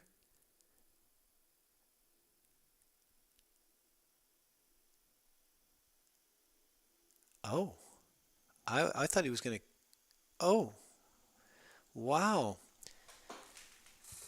Yeah, that's unfortunate for Aaron. He really hammered into that thing. I think a slow carom shot would have been the nice way to play that.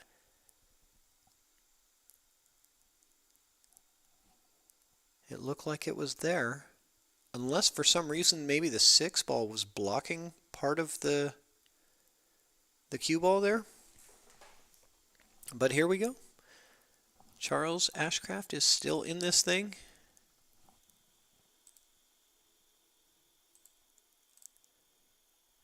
I know you guys in the chat are like, what is going on? But, man, it's the fatigue. These guys are like heavyweight fighters that have been going blow for 12 rounds. And they're barely able to stand.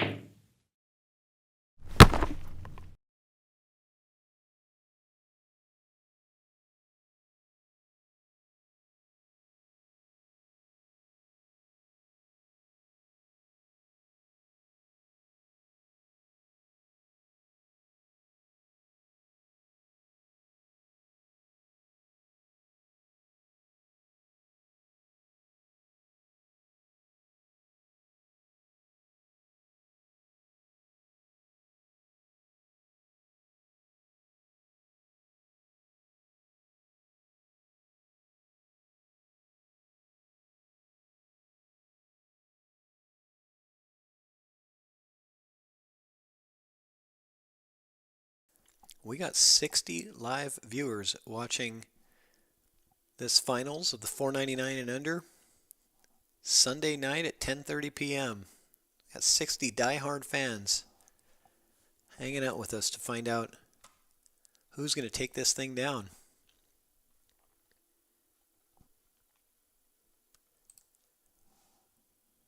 I see there's 20 on Facebook, or there's 40 on Facebook and 20 on YouTube. It's about a 2-to-1 split right now.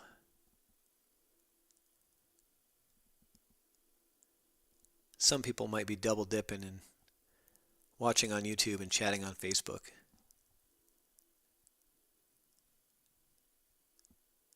We'll count you as 2. That counts.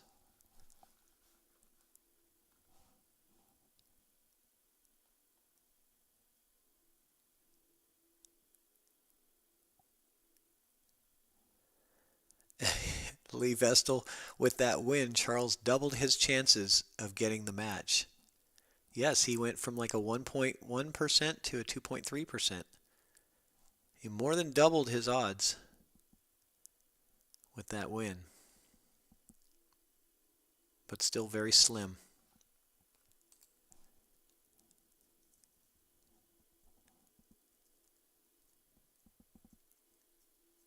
All right, what do we got here? 1 to the 2, 2 in the side, 3 plays in the top right corner. But there's a mess here with the 6, 8, 9, and getting from the 3 to the 4 is going to be a challenge. Do you just take the 1, take the 2, get an angle, and smash the 3 ball and smash into that pile?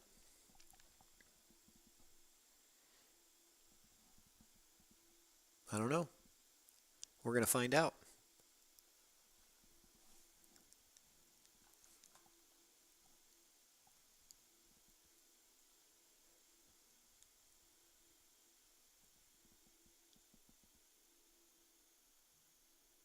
All right. So he's got the opportunity to do the smash shot like I was talking about. I don't know. I mean, he might just be able to draw off of and clip this 8 on the way back out, helping him get position on the 4 and breaking out the clusters. He might be in the perfect spot to do that right here. A draw shot, clip the 8. Don't hit it too hard, just enough to nudge the 8 out a little bit and bring the cue ball up for position on the 4.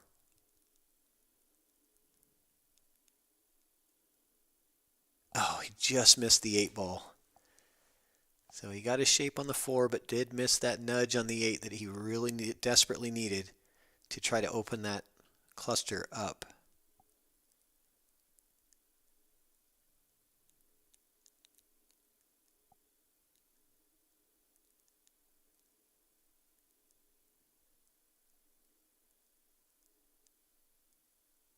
I don't know what he's going to do here. Come to the bottom. That's not what he wanted. A kick shot and then let the 9 fly, but it doesn't really look like the 9 goes anywhere. I don't like this. Okay. That might work out. Maybe. I liked on that 4 ball is going forward to the bottom rail so that he could see the edge of the 6 and then playing a safety. That was what I was looking for. From where he had left himself on the 4 ball, I thought going forward down to the bottom rail, then clipping the side of the 6 on your next shot, playing the safety. That was, I think, the way to maximize your odds there on that one.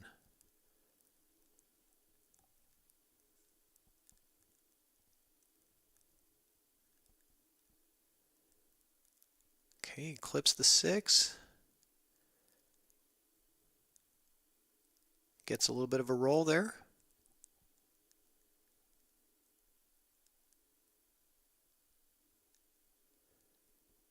What do you guys think here? Some extreme right English to sort of zip that cue ball down to behind. You got lots of blocker options behind the 7, 8, or 9. Bunch of right English here. Yeah, see, if you don't put right English, you're not going to get behind there. He needed to load up on the right to let it just really zip and take off at that more extreme angle and send it down behind the 9, 8, or 7.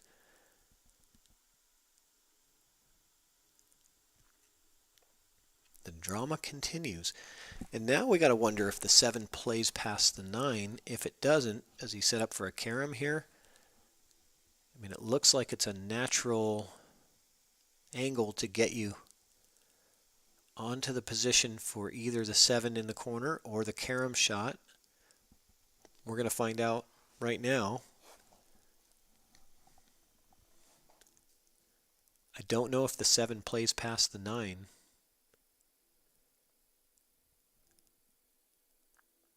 He takes the carom, so apparently it didn't play past the 9, but that's good enough. Easy carom shot. He got a good position for that, and Charles wins 2 in a row. And now look where his odds went. He's up to 5% chance to win the set. 2 racks ago, he was at 1%. So climbing back in there. Now he only needs 4 in a row.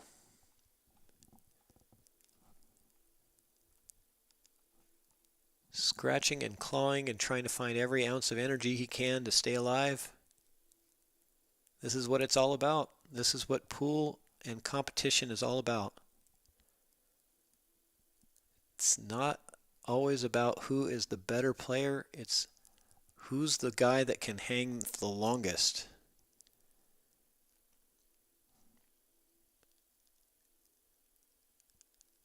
Who's the player that can beat the fatigue? Keep going.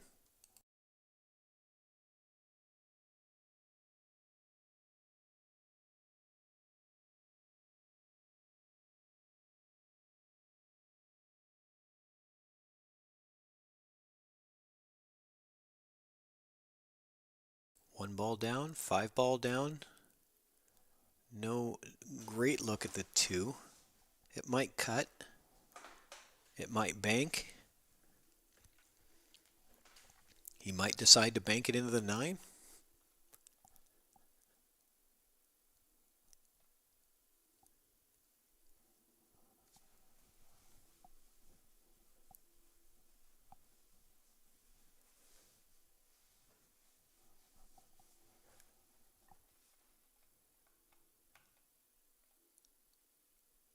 A Corey dual break again. Yeah, it's not a bad break to do. I mean, you're using a template rack and you're racking the 1 on the spot, so you know the wing ball is almost guaranteed if you hit it right. So why not do a soft break, and you can control that cue ball a little better and control the outcome.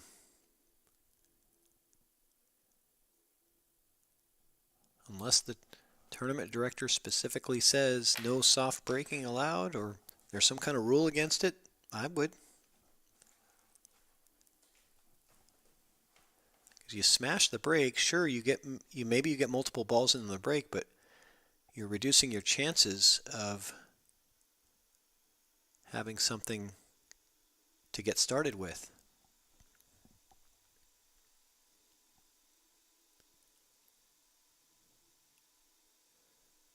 Aaron is looking for that 3 ball.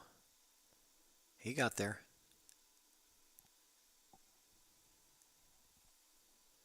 This looks like center ball here. Should be pretty automatic. Comes into the 9. He's starting to punch at the ball more than he was earlier. Before we were seeing him stroke through the ball. He seems to be punching at it now. And maybe that's the fatigue. Maybe it's the being on the hill. Just want it to be over. He seems to be having a little bit more of a punchy stroke than what we were seeing earlier from Aaron.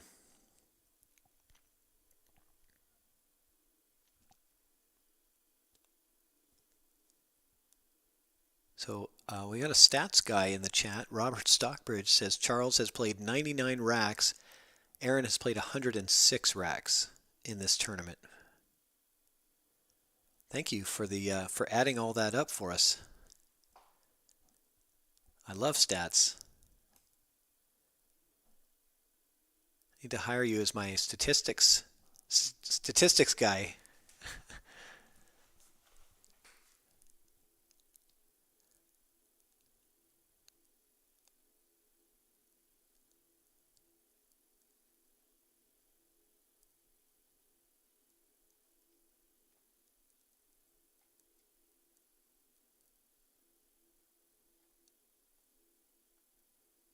What's up, Bo Bologna?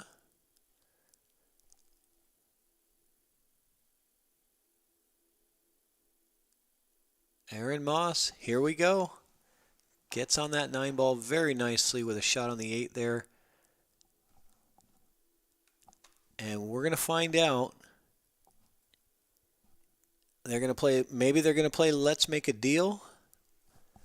Maybe they're going to say, no, wait, let's play it out. We're going to find out. Either way, I'm going to, whatever they decide to do, if they decide to play it out, we're going to keep going. So hang with us. We're going to find out if they're going to make a deal and do a little chopperooski on this thing, or if they're going to play it out. But I know it's late, and it's not a huge difference. I think if they chop, it's like $800 a piece, which is a pretty good amount of dough for this tournament.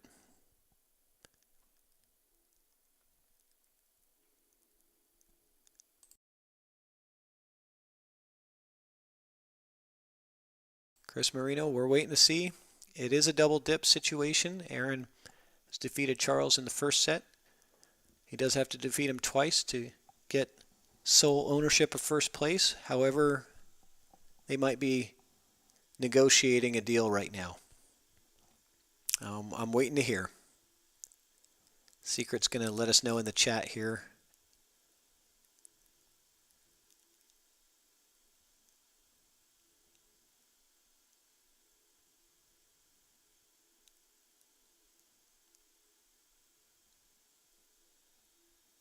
Whatever happens, it was a fantastic tournament for both of these players.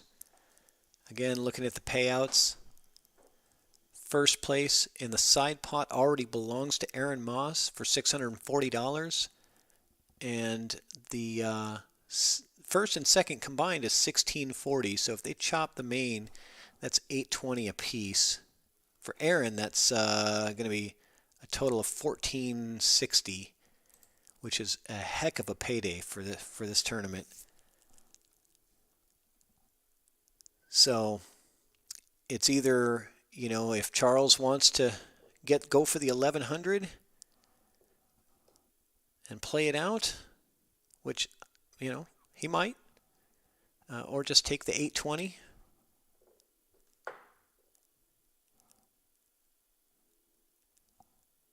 $820 or 1100. You know, that's, I mean, it is almost a $300 difference there.